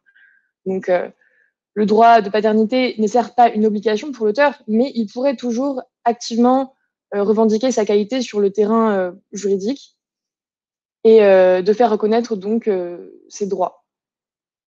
Et les droits qui découlent du respect de son nom, comme par exemple le droit patrimonial. En pratique, cependant, il est difficile, après quelques générations, d'identifier les ayants droit du créateur originel d'une œuvre, et même les éventuels héritiers se délaissent de la protection des intérêts moraux de leurs ancêtres. D'ailleurs, le Code de propriété intellectuelle prévoit que lorsqu'on ne connaît plus les ayants droit ou que ceux-ci sont inactifs, le tribunal peut être saisi, notamment par le ministre chargé de la Culture, pour défendre les intérêts moraux de l'auteur décédé. Cette mesure reste cependant en pratique lettre morte. En ce qui concerne le droit au respect de la qualité de l'œuvre, qu'on retrouve donc toujours à l'article 121-1 du Code de propriété intellectuelle, chaque auteur peut opposer à n'importe quelle personne le devoir de respecter la forme ou l'esprit de son œuvre, et même si cette personne a acquis des droits sur son œuvre. C'est un droit absolu qui implique que l'on doit s'abstenir de tout comportement qui, durablement ou temporairement, est de nature à empêcher les amateurs d'accéder à la forme de l'œuvre dans les conditions voulues par le créateur. Dans le cas de Pokémon Go, les reproductions de faible qualité des œuvres dans l'application pourraient justifier d'une atteinte au respect de la qualité de l'œuvre car on constaterait une altération de la forme dans le processus d'exploitation. Pour finir, un jeu comme Pokémon Go pourrait éventuellement porter atteinte à la destination donnée initialement aux œuvres. On peut notamment s'intéresser au cas de l'utilisation à des fins commerciales d'œuvres. L'exemple des œuvres de street art qui sont très présentes dans le jeu permet notamment d'aborder ce point. La destination de ces œuvres, qui sont souvent réalisées par des artistes engagés, est parfois éloignée de toute considération commerciale. Je reviens donc sur un cas qui n'a rien à voir avec Pokémon Go, mais qui illustre les problématiques liées donc à ces œuvres de street art. Le cas de Banksy, un artiste qui souhaite rester anonyme et qui encourage, d'ailleurs pour le citer, quiconque à copier, emprunter, voler et modifier son art pour s'amuser. Et il a donc choisi de se placer sur le terrain du droit des marques pour ne pas être identifié comme auteur et pouvoir opposer tout de même un titre de propriété intellectuelle à toute société ou personne souhaitant faire commerce de ses œuvres sans son autorisation. Toute autre reproduction de ses œuvres restant libre. Cependant, en droit, pour justifier l'interdiction de l'exploitation commerciale par une autre personne, notamment en droit des marques, il faut prouver qu'on utilise ce monopole. Banksy n'a donc pas eu gain de cause lors de l'affaire opposant la société en charge de la gestion des droits de l'artiste et titulaire des marques, c'est-à-dire Pest Control Office Limited, à la société Full Color Black Limited, qui exploitait les œuvres de l'artiste. Cette affaire est clairement le reflet de la vive opposition de certains artistes à une utilisation commerciale de leurs œuvres, qui, s'ils n'ont pas renoncé à leurs droits d'auteur à l'instar de Banksy, pourraient éventuellement engendrer des actions en justice contre Niantic. Toutefois, ce cas ne s'est pas encore présenté. Donc, si le jeu n'a pas apporté fondamentalement de nouvelles questions de droit par rapport aux droits d'auteur et aux droits moraux, ni par rapport à la question de la technique de la réalité augmentée, son fonctionnement aurait pu soulever de nombreux problèmes juridiques. Je pense que je termine. Si vous voulez prendre la suite. Merci beaucoup, Tatiana. Baptiste, comment est-ce que vous, en tant qu'entreprise spécialiste de la réalité augmentée, comment est-ce que vous gérez, alors est-ce que déjà vous gérez un risque de droit d'auteur, des risques de droit d'auteur, et notamment je pense au cas de reprise d'éléments protégés, donc d'œuvres qui seraient situées sur le domaine public? Oui, enfin le droit d'auteur pour le coup, pour tout ce qui est studio de jeux vidéo, c'est un peu la base. Entre tous les collaborateurs qui nous gratifient de leur création en tant qu'artiste, en tant que développeur de logiciels. C'est des choses qu'on doit gérer notamment par les contrats de travail. Après, sur la partie publique, le cas s'est pas vraiment présenté. Il y a un peu comme ce que j'expliquais tout à l'heure, plus des collaborations avec des marques, des œuvres de culture où là, évidemment, c'est inclus dans les contrats de collaboration qu'on a accès à l'œuvre et à ses droits pour créer par-dessus des produits dérivés en quelque sorte. Mais voilà, je n'ai pas spécifiquement disons que c'est vraiment la base quotidienne d'une entreprise de jeux vidéo. Après, je n'ai pas spécifiquement d'anecdotes ou d'exemples là-dessus. S'il y a des questions là-dessus. Ce que vous dites, c'est que c'est plutôt une gestion interne du droit d'auteur plutôt qu'une gestion des œuvres qui apparaîtraient ou qui seraient utilisées ou qui apparaîtraient à l'occasion de l'utilisation de la réalité augmentée. Oui, parce qu'on n'a pas vraiment de système où on pourrait rencontrer des œuvres sans que ce soit prévu. C'est toujours dans un univers contrôlé, en gros. Oui, voilà, c'est ça. D'accord. C'est ça. D'accord, merci. Ben, je ne vois pas vraiment de questions, donc sur l'espace questions. Alors sur le chat, il y a pas mal de réactions générales, plus ou moins juridiques. Vraiment, j'insiste, hein, on a à peu près 40 participants, 40 personnes connectées. N'hésitez pas à poser, alors déjà à intervenir sur le chat, et en plus à poser des questions en lien direct avec l'intervenant. Donc là, on a vraiment parlé du cadre général, du sens un petit peu de la réalité augmentée, puis les questions de droit des biens et des questions de droit d'auteur. On va voir maintenant les questions de droit des données, droit des données personnelles, et je vais donner la parole dans un instant à Ambrine. Mais vraiment, sentez-vous libre de réagir, de poser des questions en lien ou pas avec l'interlocuteur qui parle. On se fera un plaisir de les faire remonter, et dans tous les cas, vous disposerez en plus d'un espace, d'un temps dédié pour nous poser des questions. Donc vraiment, lâchez-vous si je peux me permettre. Ambrine, c'est à toi. Merci beaucoup. Et donc, du coup, on va entamer donc, cette cinquième et dernière partie du développement, donc sur la collecte des données personnelles au travers du jeu Pokémon Go. Donc d'abord, il est essentiel de commencer cette partie et de définir les mots et les expressions qu'on va utiliser tout au long de ce développement. Il faut savoir qu'en 2016, le Règlement général de la protection des données, donc le RGPD, est entré en vigueur et a apporté une protection précise et stricte des données personnelles pour tous les résidents d'Europe, pour tous les traitements faits en Europe, mais on verra aussi pour les traitements qui peuvent être faits en dehors de l'Europe. L'article 4 de ce règlement donne les définitions des grands termes donc concernant le traitement des données. La première chose qu'on va définir, c'est donc qu'est-ce qu'une donnée personnelle. Donc le RGPD définit la donnée à caractère personnel comme toute information se rapportant à une personne physique identifiée ou identifiable. L'article, par la suite, va ajouter des types de données qui peuvent identifier une personne. Donc, on va retrouver les identifiants tels que le nom, le numéro d'identification, des données de localisation, des identifiants en ligne, plusieurs éléments spécifiques propres à l'identité physique, physiologique, génétique, psychique, économique, culturelle ou sociale. Donc, plein d'éléments. On va aussi définir ce qu'est un traitement, bien évidemment, et donc c'est toujours l'article 4 du RGPD qui nous définit le traitement, et donc c'est une opération ou un ensemble d'opérations effectuées ou non à l'aide de procédés automatisés et appliqués à des données ou des ensembles de données à caractère personnel. Ensuite, on a une liste un peu de types de traitements, donc on va avoir la collecte, l'enregistrement, l'organisation, la structuration, la conservation, adaptation, modification, etc., etc. Il y en a beaucoup. Il faut savoir que tous ces traitements doivent être effectués dans le respect des règles donc, du RGPD, spécifiquement pour des entreprises internationales telles que Niantic, qui collectent des milliers de données de leurs joueurs. Donc, on verra dans une première partie l'organisation de la collecte de ces données, et puis dans une deuxième partie, les données en question, quelles sont les données qui sont collectées. Donc, tout d'abord, je vais vous parler de l'organisation de la collecte des données, et on va commencer par les données personnelles. Donc, plusieurs aspects d'organisation ici doivent respecter donc, les règles du RGPD, et notamment la règle de la transparence qu'on va retrouver à l'article 5 du RGPD. Et la transparence, ça se traduit de plusieurs façons. On a d'abord l'accès des utilisateurs aux données traitées, donc quelles données sont traitées, l'utilisateur doit le savoir. On a ensuite des informations précises et claires qui doivent être données sur le responsable de traitement.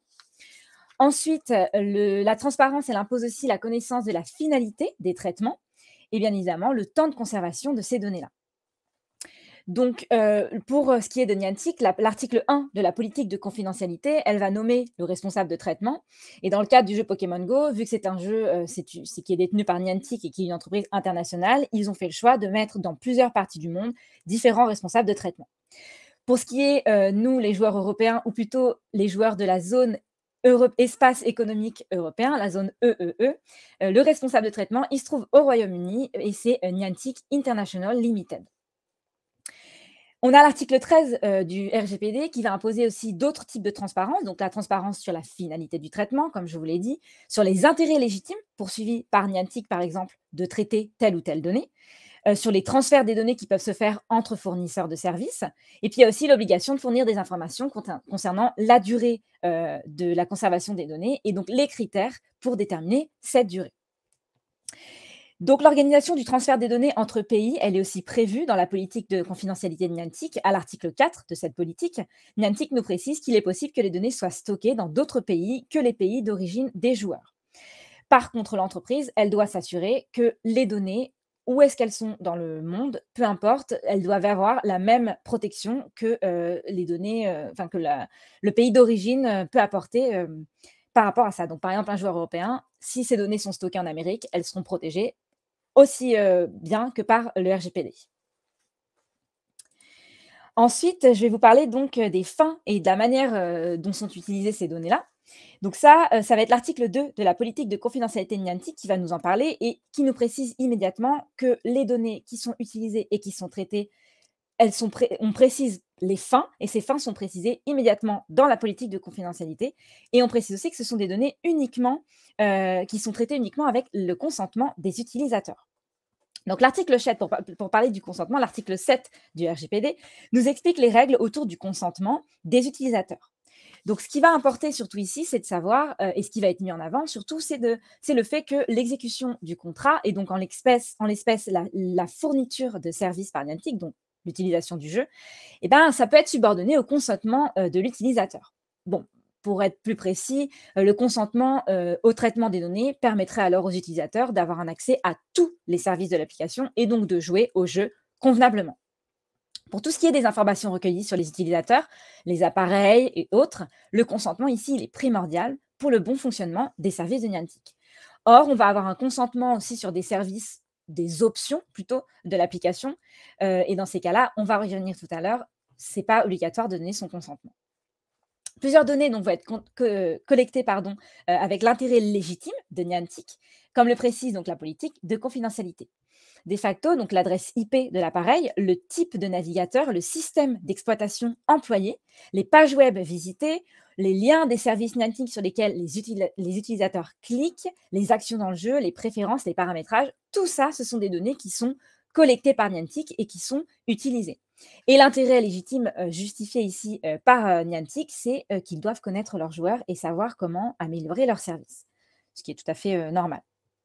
Donc, toutes ces données, elles permettent aussi d'assurer qu'il n'y a aucune triche dans le jeu, donc notamment l'exploitation d'exploitation des appareils, qui permettent de détecter d'éventuels logiciels de fraude.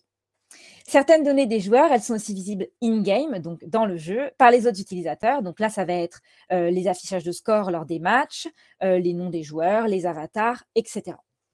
Donc, pour ce qui est de l'organisation de la protection des données personnelles, Niantic assure avoir mis en place des moyens adéquats pour empêcher la perte accidentelle, l'utilisation non autorisée, la modification ou la communication inappropriée des données des utilisateurs.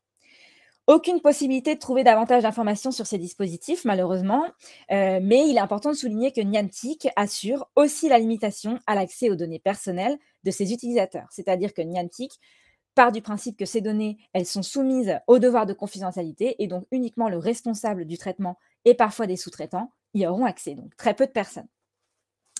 L'article 5 du RGPD pose les règles de conservation des données. Donc la conservation ne doit pas excéder une durée nécessaire au regard des finalités du traitement. Et ce que Niantic précise effectivement dans sa politique de confidentialité, c'est que la conservation, elle est faite tant que c'est nécessaire pour fournir les services de Niantic. Donc, tant que l'utilisateur joue, ces données sont conservées. Ce qui peut poser un petit peu problème, c'est qu'il précise aussi que les données, elles peuvent être effacées ou anonymisées. Et ça, c'est pas trop en raccord avec l'article 5, puisque l'article 5 du RGPD nous précise que les données qui peuvent être anonymisées, c'est uniquement à but d'archivage public. Et là, on est sur un traitement personnel et privé. Donc, normalement, quand on arrête de jouer à Pokémon Go, nos données, elles doivent être effacées. Donc, ils ne sont pas très clairs sur ce point. Ensuite, on va parler de la collecte des données personnelles des enfants. Donc là, je vais être très brève, c'est très simple. L'article 8 du Règlement général de la protection des données nous indique qu'un enfant, un mineur de moins de 16 ans, ne peut pas donner son consentement. Donc là, ce qui va se passer, c'est que Niantic a bien organisé les choses. Ils ont prévu un portail qui s'appelle Parents-Enfants Niantic et donc les parents doivent créer un compte, donner les consentements pour que des données soient traitées sur leurs enfants. Et dans ces cas-là, Niantic, s'ils se rendent compte que le consentement a été donné par un enfant, eh bien, ils effacent tout de suite les données. Je vous parle ensuite des cookies, bien évidemment. Donc là, on va être essentiellement sur la consultation du site de Niantic, mais un site très consulté par les joueurs de Pokémon Go. Donc, il y a plusieurs types de cookies qui vont être recueillis par Niantic sur leur site. On a les cookies strictement nécessaires au fonctionnement des services, donc afin de naviguer sur le site web. On a les cookies de performance qui permettent aussi à Niantic d'analyser les comportements des utilisateurs, donc quelle page web est le plus visitée, à quel moment de la journée, etc. On a les cookies fonctionnels qui permettent au service de se souvenir de l'utilisateur qui ont consulté telle ou telle page. Puis on a les cookies publicitaires, bien évidemment, qui permettent ensuite l'envoi des publicités personnalisées. Sans donner de précision supplémentaire sur ces cookies, Niantic rajoute que les cookies peuvent être rangés dans deux grandes familles. Donc, on a les cookies de session qui sont stockés uniquement sur le terminal pendant que l'utilisateur consulte le site et qui s'effacent dès que celui-ci se déconnecte. Puis, on a les cookies persistants qui restent sur le terminal, utilisés pendant un certain temps après la déconnexion. Pour revenir sur les cookies très rapidement partagés avec des fournisseurs de services tierces engagés par Niantic, donc ces cookies ils vont permettre plusieurs choses. D'abord, comme je l'ai dit, la publicité. On a le service, par exemple, de pixel Facebook, c'est-à-dire que quand on va se connecter sur le site de Niantic, on va avoir un pixel Facebook qui va se déclencher et dans ces cas-là, sur Facebook, une publicité par rapport à Pokémon ou Niantic sera mise en avant. Puis d'autres sites web ou d'autres fournisseurs de services tels que Google Analytics qui va évidemment récupérer certaines données afin d'améliorer les services de Niantic. Et je vais vous parler maintenant de ce qui nous intéresse un peu le plus, c'est quelles sont les données qui sont collectées par Niantic. Donc, on a d'abord les données personnelles qui sont recueillies et bien évidemment, on va retrouver les données qui sont automatiquement fournies, notamment avec l'inscription sur l'application. Donc, ça va être les identifiants dans le jeu, les identifiants de compte interne, les adresses mail données lors des achats, etc. On a aussi Niantic qui va faire une demande aux utilisateurs d'avoir un compte chez des fournisseurs externes de services d'ouverture de session. Donc, par exemple, Gmail, Facebook, Apple Services, etc. Niantic précise que pour les données personnelles qui sont transmises de ces comptes, donc par exemple d'un compte Gmail à Pokémon Go, ces données-là, elles sont soumises aux politiques de confidentialité qui sont signées entre l'utilisateur et Gmail, et non pas entre l'utilisateur et Pokémon Go. On a aussi les données de localisation des utilisateurs qui vont être recueillies. Donc là, ça va être possible pour les utilisateurs de cocher ou non d'être localisés même lorsque l'application ne marche pas. Et l'acte de cocher d'être localisé ou non, ça suffit pour avoir un consentement et donc avoir une donnée qui sera traitée. On aura aussi les données concernant les appareils avec lesquels les joueurs jouent. On en a parlé pour éviter les fraudes et autre chose. Donc les systèmes d'exploitation des appareils, etc. Ensuite, on aura les informations personnelles de l'utilisateur, donc quand il participe à des concours, les événements en direct ou encore les achats à travers le jeu. Ensuite, on va avoir les données collectées donc avec consentement toujours, mais cette fois-ci pour les options supplémentaires dont je vous parlais tout à l'heure. Donc, ce n'est pas un consentement obligatoire, c'est juste des options, des choses en plus pour l'application. Voilà, si on veut utiliser 100% de l'application, c'est possible de consentir à certains traitements de nos données. Donc, notamment, on va avoir les données qui concernent les activités en arrière-plan des services de Pokémon Go. Donc, ces données, elles vont être recueillies lorsque l'application n'est pas en marche. Donc, ça va être les données de localisation, d'activité physique, etc. Ici, les options supplémentaires, elles servent à débloquer les récompenses en jeu, puisqu'on sait tous que quand on marche, les œufs, il y a des œufs qui peuvent éclore, etc., etc. Donc, c'est pour débloquer les récompenses. Ensuite, on a aussi les données d'applications de santé qui peuvent être partagées entre Pokémon Go et l'application de santé quelconque. Donc, ça peut être Apple Health Fit, Google Fit, etc. Qu'importe ce qu'on utilise. Il faut savoir que Niantic précise que les transferts de données se font de Pokémon Go à l'application de santé et non pas de l'application de santé à Pokémon Go. Donc, ça assure quand même on va dire, on est plus rassuré, sachant que ce sont des données qui sont considérées comme des données très sensibles, selon l'article 9 du RGPD. Ce sont des données qui, à la base, ne sont pas traitées, sauf exception, c'est-à-dire consentement de la personne qui accepte qu'on traite sa donnée de santé. Donc là, en l'occurrence, Niantic demande le consentement. Et donc, on a aussi les consentements de transfert de données entre certains fournisseurs de services tels que Facebook, par exemple, entre Facebook et Pokémon Go, pour ajouter ses amis sur Pokémon Go, sa photo de profil, son nom, etc. Et puis, on va dire, consentement de partage de données, c'est entre l'agenda de l'appareil utilisé pour faire le jeu et le jeu. Et donc, du coup, ça permet d'inscrire dans l'agenda des personnes les événements du jeu en question. Il y a aussi quelque chose d'autre qui va être partagé. Le joueur peut choisir, comme Alan vous l'a expliqué en début de cette conférence, d'aider au développement de la réalité augmentée. Et donc, dans ces cas-là, Niantic leur indique qu'ils peuvent filmer des espaces publics, des points d'intérêt, et envoyer à Niantic les images. Niantic assure derrière une anonymisation des données par divers moyens. Donc, on n'a pas trouvé, c'est pas précisé dans la politique de confidentialité comment ils anonymisent, on va dire, les données qui leur sont envoyées. En tout cas, ça laisse quand même s'installer un petit peu une demande un peu légale, comme on a pu le voir avec Colin et Tatiana, de photographier des monuments ou encore des œuvres qui sont donc protégées par divers droits de la propriété intellectuelle.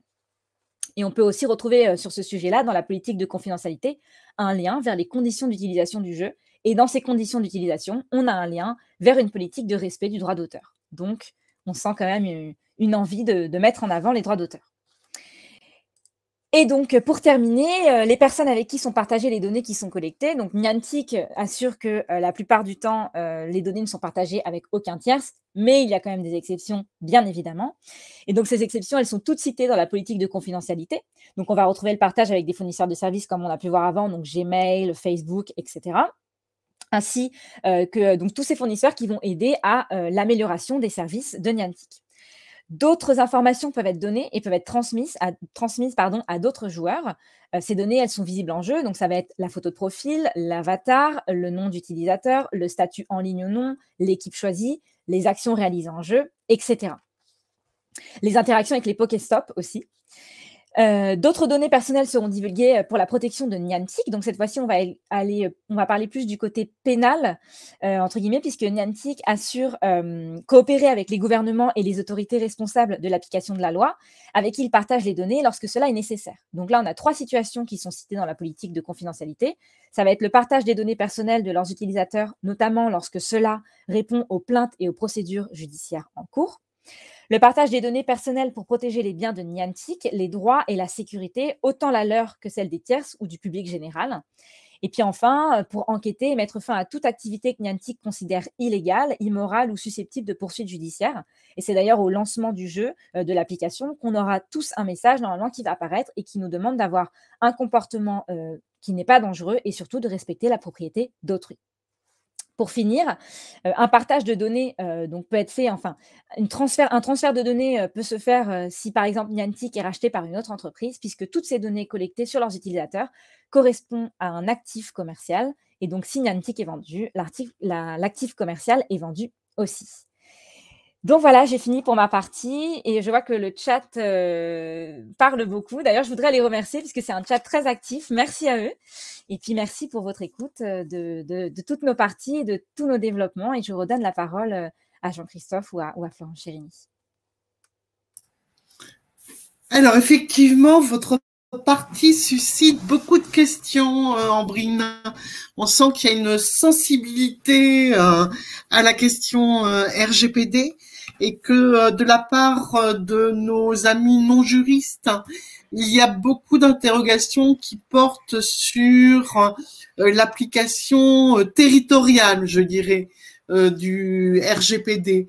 Amélie, par exemple, relève que le jeu étant américano-japonais, qu'il est distribué partout dans le monde, ça doit être compliqué à gérer pour répondre aux obligations du RGPD. Frédéric dit Niantic est aux USA, les informations du jeu stockées sur les serveurs de Google, mais est-ce que le stockage est réparti à travers les pays pour répondre à la RGPD? Donc, vous voyez, beaucoup de questions sur l'application territoriale du RGPD. Je vais vous laisser y répondre et puis y réfléchir d'abord à tête reposée. On va peut-être revenir vers Baptiste parce que je sais que Baptiste a une anecdote qui concerne cette fois une application française liée au RGPD. Donc, on est impatient de vous écouter, Baptiste. Oui, alors clairement, le RGPD, c'est un sacré sujet sur lequel on pourrait faire toute une conférence. Absolument. En fait, j'ai deux anecdotes, parce que c'est vrai que j'ai pensé à quelque chose. Je pense que le RGPD, c'est quand même, ça a été vraiment une bonne chose quand c'est arrivé entre 2016 et 2018, parce que ça a été quand même le premier gros coup de frein au Far West qu'il y avait avant avec les données, où je pense que tout ce qu'on peut imaginer de pire a été fait. Donc, ma première anecdote, c'est que je sais qu'il y avait un business model, alors qui je pense est extrême et n'a pas été fait souvent, mais donc une manière de faire de l'argent avec des jeux vidéo, c'était, enfin en tout cas qui était proposé par une entreprise, c'était de mettre un tracker dans votre jeu. Donc le jeu est gratuit, mais quand la personne, le joueur ou la joueuse le télécharge, elle accepte, parce qu'à l'époque c'était super courant, c'était super facile, que le micro soit utilisé alors que le jeu ne le nécessite pas du tout.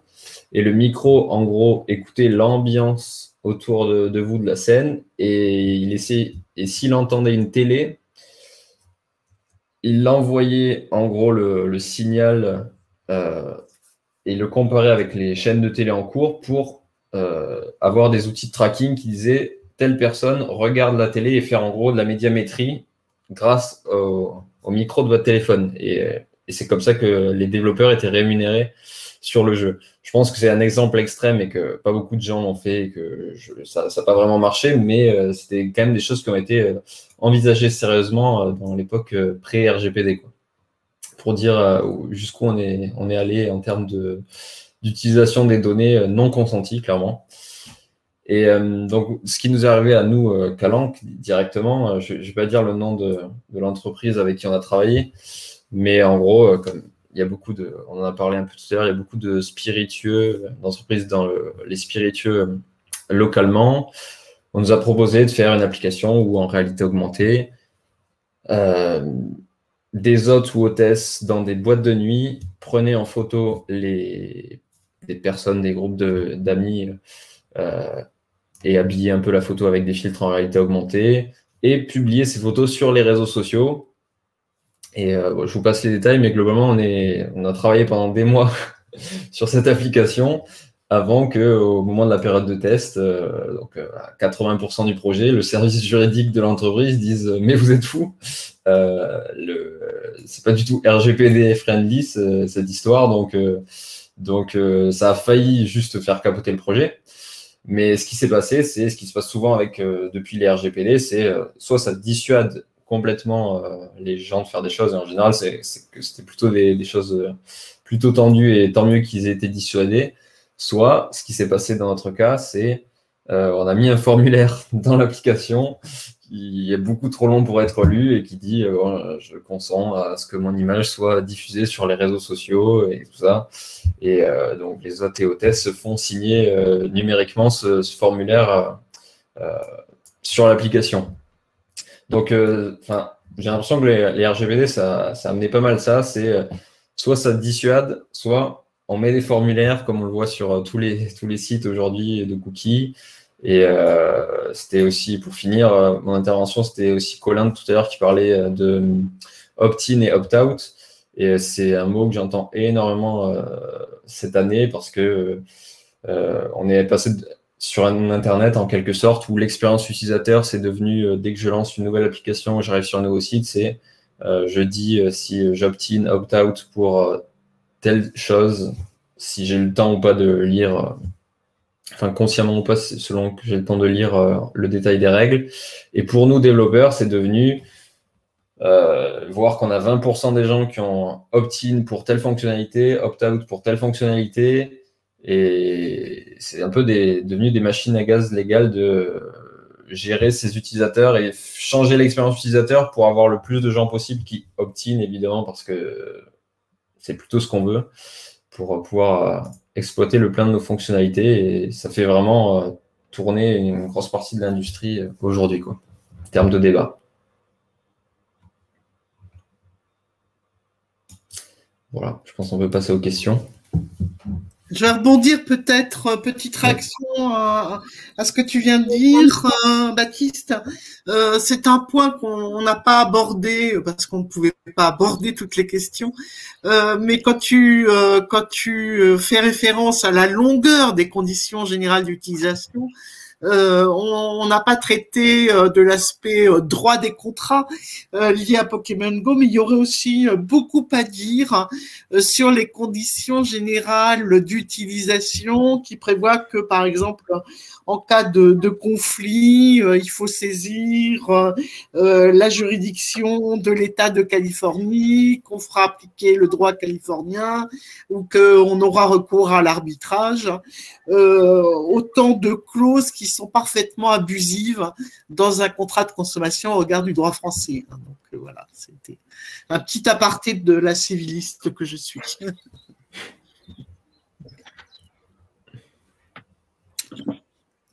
Ambry, vous voulez reprendre le flambeau sur l'application territoriale du RGPD ?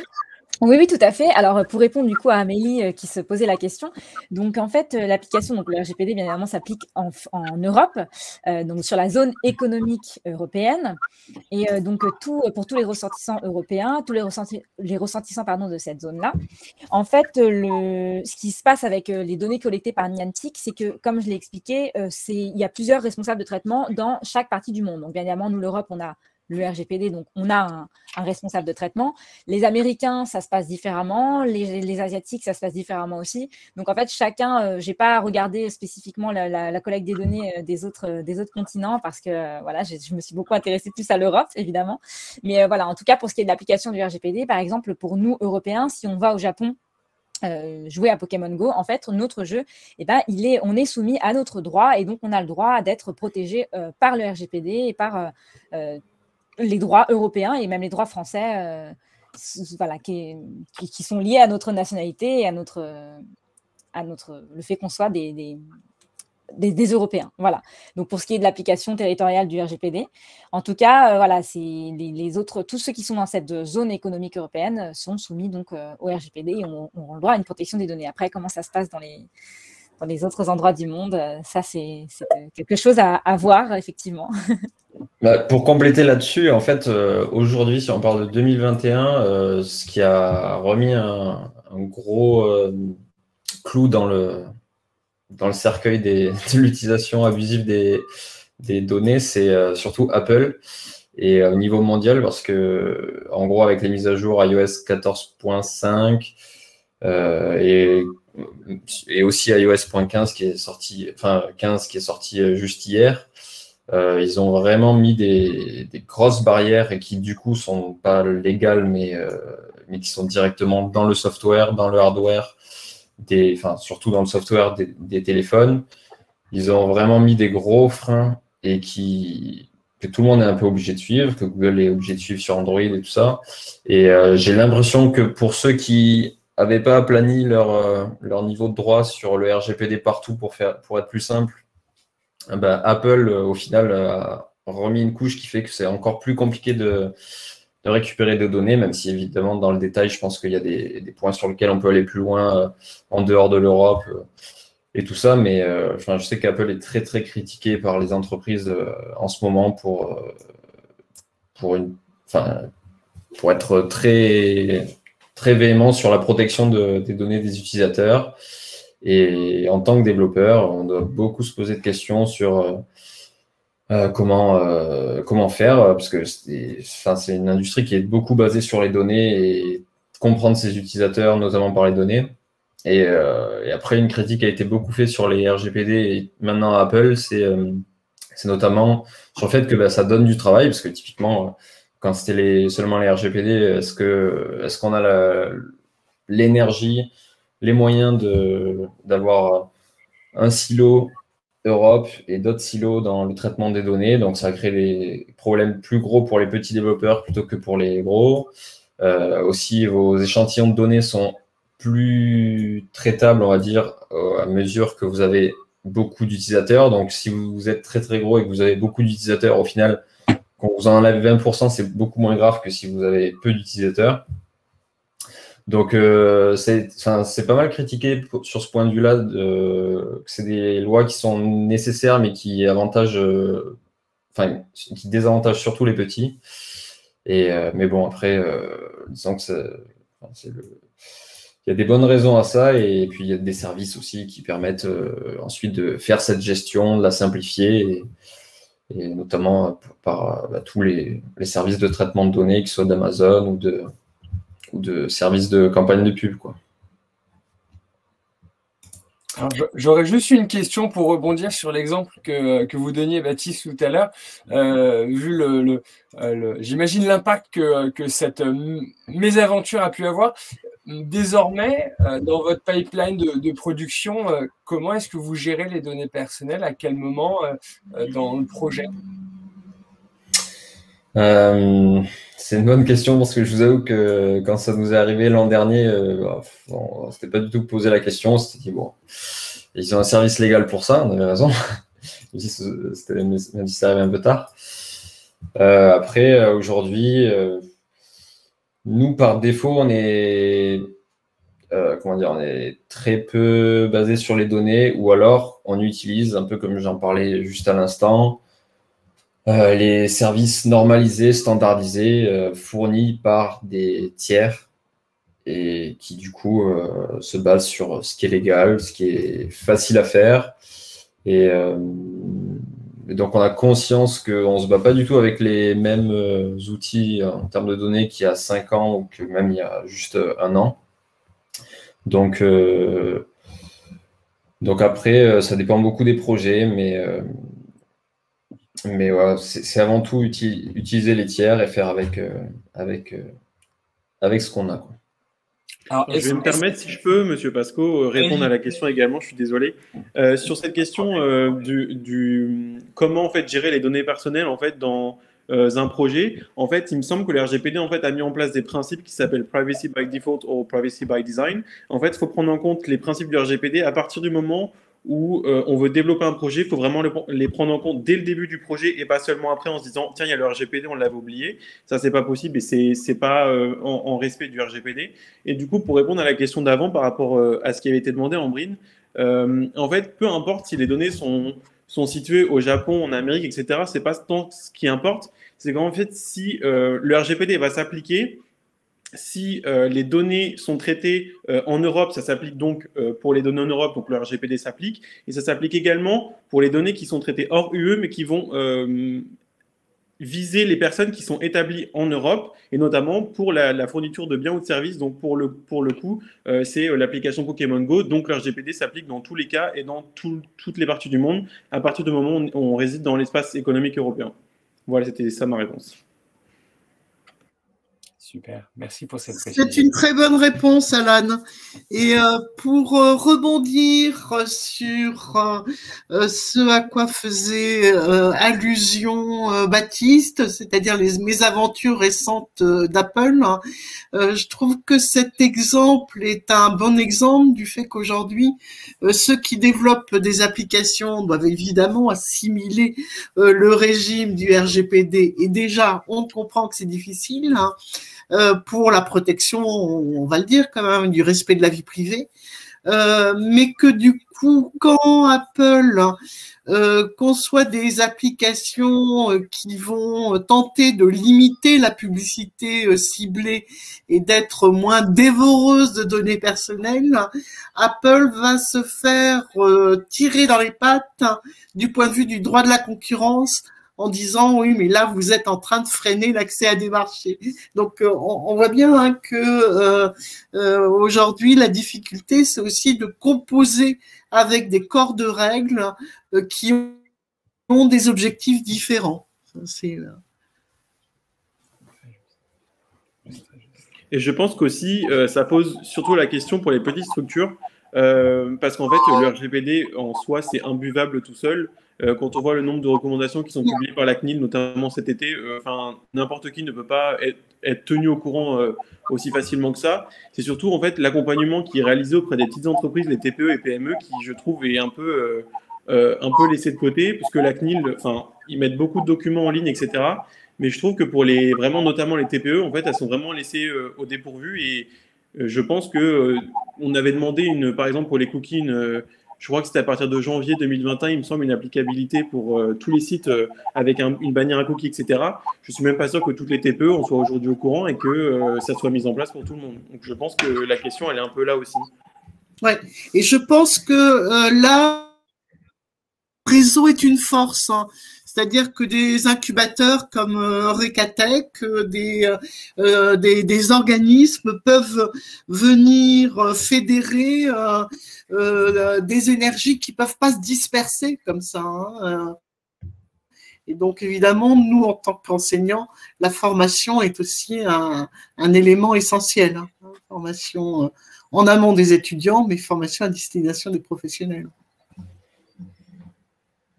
Alors, il y avait une autre question qui a été rédigée sur le chat, je m'en fais l'écho, et qui sort du droit des données personnelles, mais que ça ne nous empêche pas d'y revenir à tout moment. Encore une fois, n'hésitez pas à poser des questions.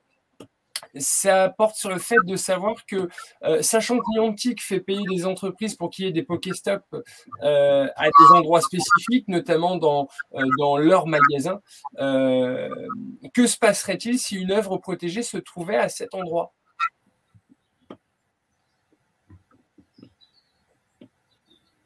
Qui veut répondre? Qui veut essayer une réponse? Alors moi, je veux bien essayer une réponse.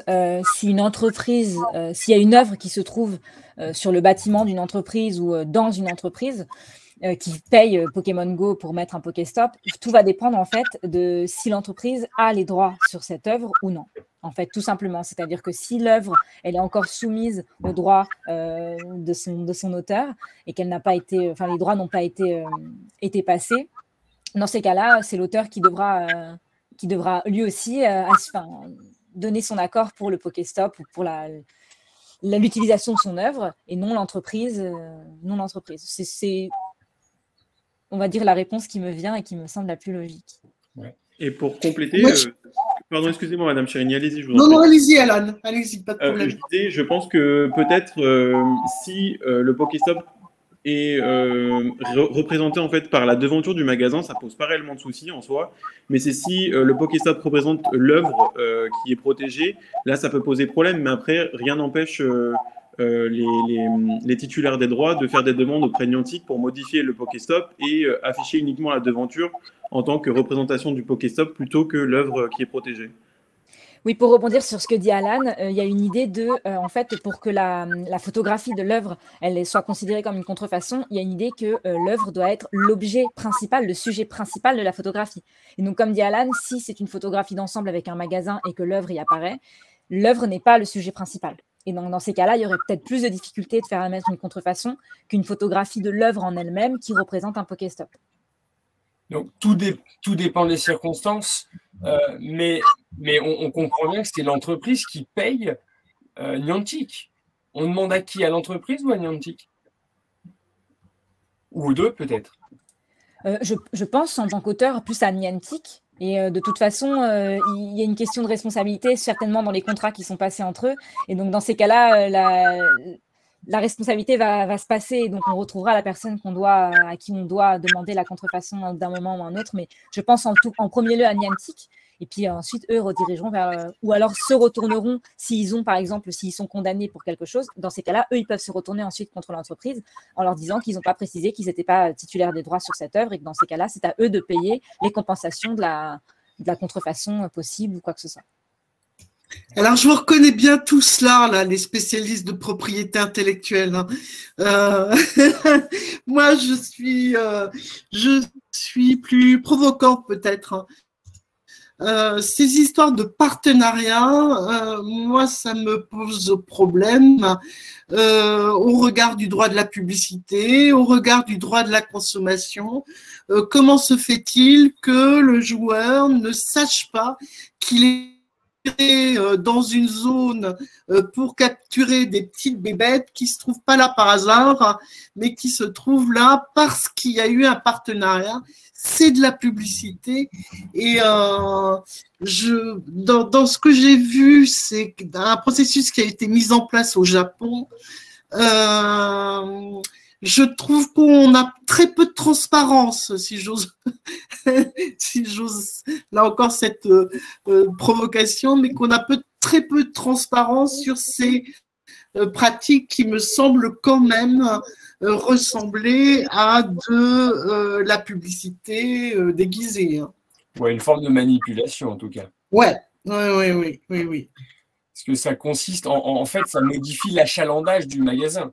On attire dans un lieu inhabituel peut-être pour le consommateur utilisateur. Et bah c'est intéressant, je lève la tête, je suis déjà dans un magasin. Ouais, c'est assez déguisé, c'est assez intéressant. Je ne vois pas d'autres questions. Qu'est-ce que vraiment n'hésitez pas. N'hésitez pas si. Alors du coup, moi, si je peux me permettre, Monsieur Pasco, Bien ça sûr. me fait penser du coup à ce que vous disiez juste avant avec Ambrine sur qui est responsable en gros, et ça me fait vraiment penser à l'ABC du droit des contrats ou droit des obligations, je ne sais plus. En fait, c'est que la personne qui a un problème avec la titularité de ses droits et de son œuvre, en fait, se retourne directement contre l'application parce que c'est l'interface qui permet d'accéder à l'œuvre. Et ensuite, puisque au final, l'entreprise elle est tierce à ce contrat-là, entre guillemets, qui est passé entre l'utilisateur et Niantic, ce qui fait que l'utilisateur se retourne contre Niantic et ensuite Niantic se retourne directement contre l'entreprise qui a généré le souci. Voilà, c'était juste. Probablement. Alors, en plus, il y a l'idée de communication au public de l'œuvre. L'entreprise n'est pas celle qui communique au public. Elle va demander à un diffuseur, en l'occurrence Niantic, par l'application Pokémon Go, de communiquer l'œuvre. Donc, vraisemblablement, je suis assez d'accord avec ce que vous disiez, ça sera Niantic qui sera, entre guillemets, qui se verra réclamer le retrait, la modification. Et avec éventuellement des actions en responsabilité. La question, le problème, et vous l'aviez soulevé, alors je ne sais plus qui, je crois que c'est vous, Alan, au début, on a très peu de données de ces informations-là, parce que je crois que Tatiana aussi, vous le souleviez, lorsqu'il y a eu des problèmes, lorsqu'il y a eu des réclamations des différents syndicats ou des différentes sociétés, des organismes de gestion collective, on doit dire maintenant, tout ça a été négocié en direct sans passer devant les juridictions. Et pour nous, pauvres juristes qui sommes abreuvés à la jurisprudence, sans cette donnée-là, sans accès à ces contrats confidentiels, on a assez peu de grains à moudre.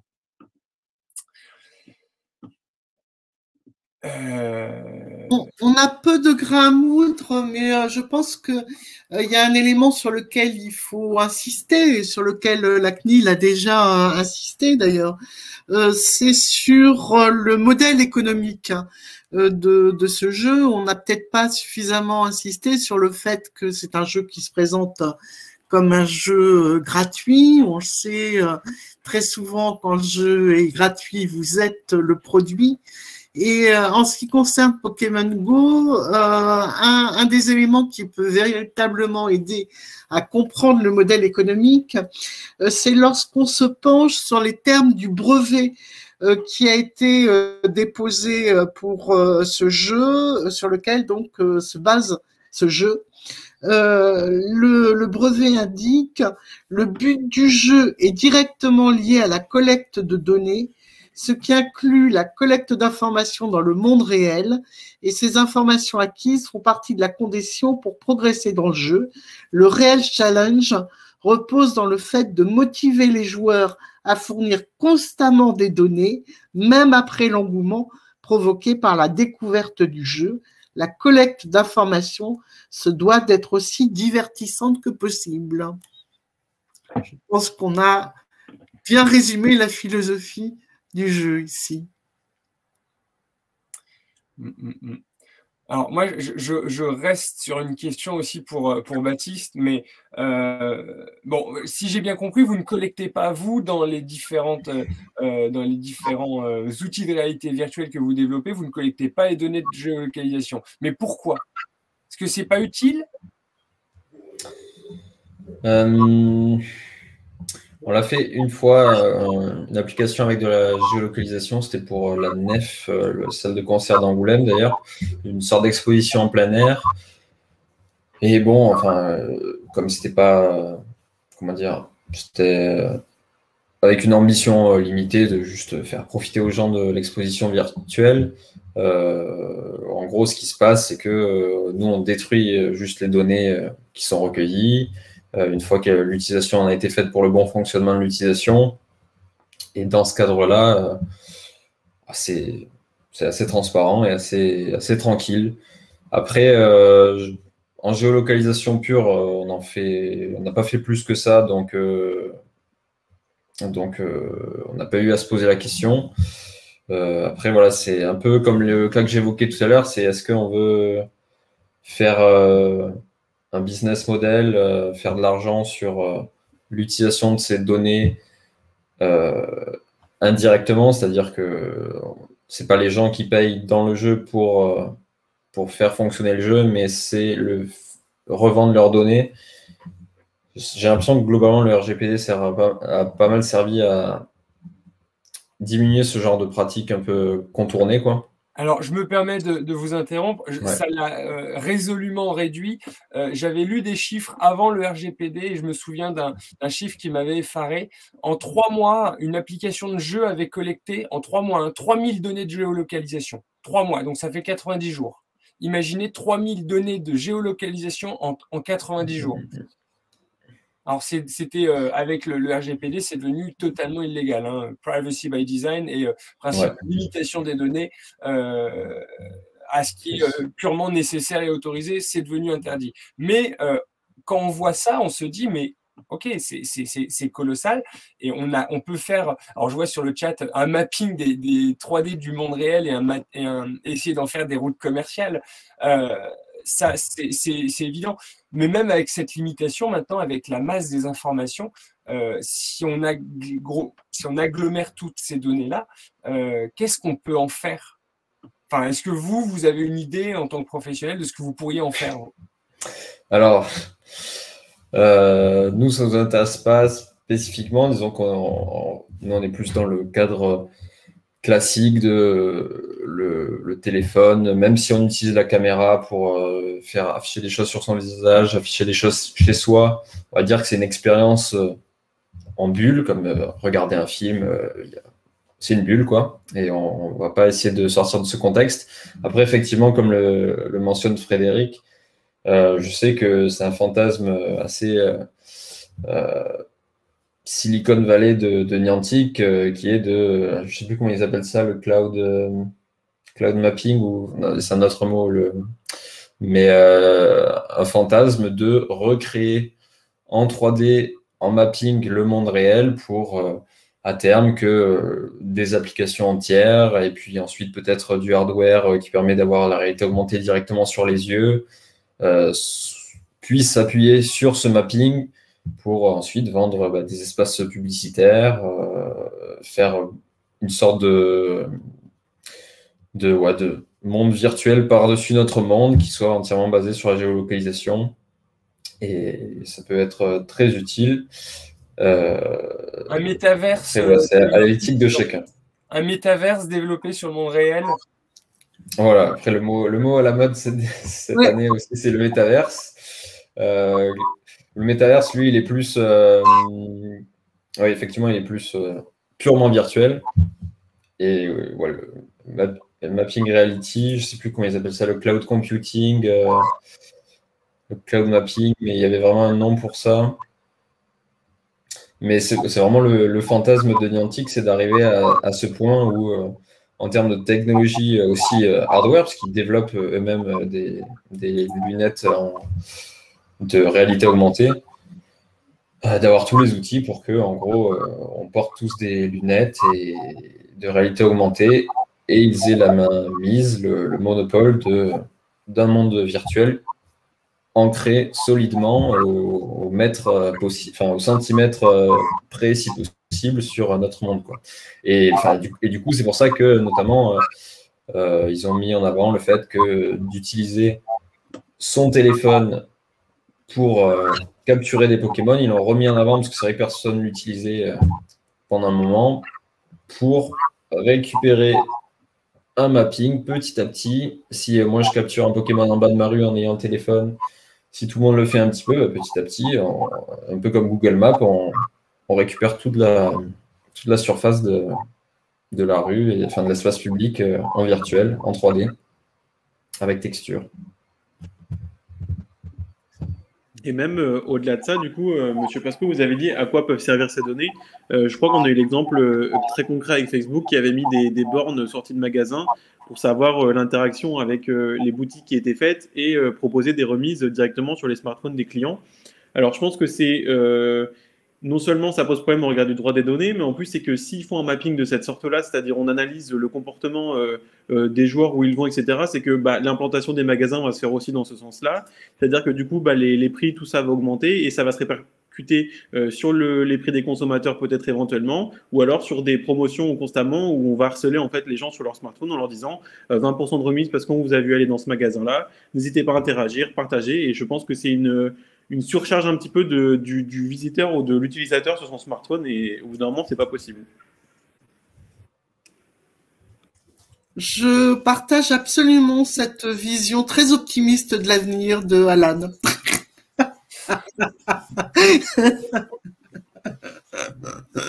Je le vois bien.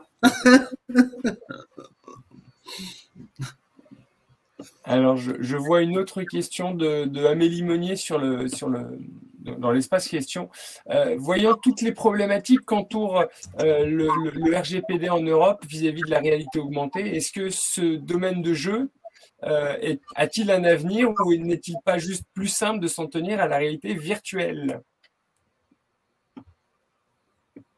Est-ce que la réalité augmentée est plus complexe que la réalité virtuelle?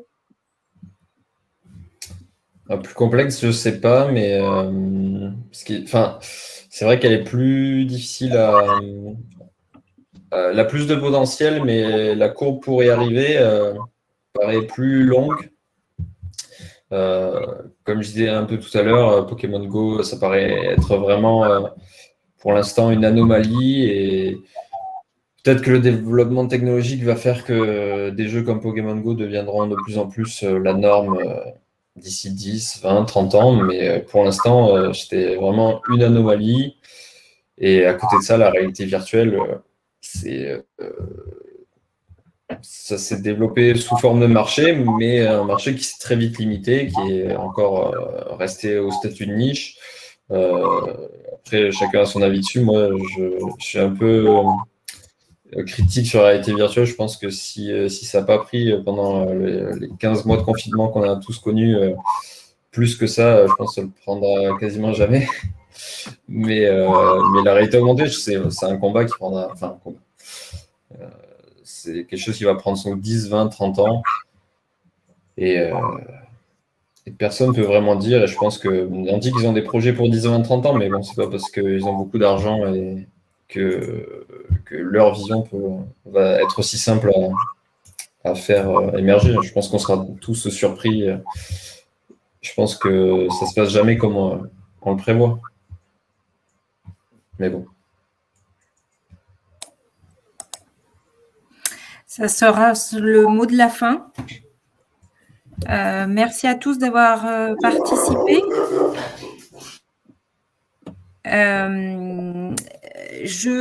Alors, est-ce que quelqu'un veut rajouter quelque chose quand même avant qu'on se quitte en termes de mini-conclusion ou pas du tout? Bon, écoutez, je pense qu'on s'est tout dit. En tout cas, c'était passionnant. On avait des passionnés vu tous les échanges qu'on a eus dans le chat. Donc, je remercie beaucoup les intervenants aujourd'hui. Merci à tous et à toutes. Vraiment, c'était très, très enrichissant. Nous organisons de manière assez régulière, donc Eurekatech et le Fabrique, des webinaires sur tous les sujets ICC. Donc, n'hésitez pas à regarder nos réseaux sociaux. On vous tiendra au courant du prochain sujet. Et voilà. Donc, merci encore à tous et très bonne soirée. Merci beaucoup. Merci à tous. Merci. Au revoir, merci. Merci beaucoup. Au revoir. Merci, au revoir. Merci. Bonne soirée à tous.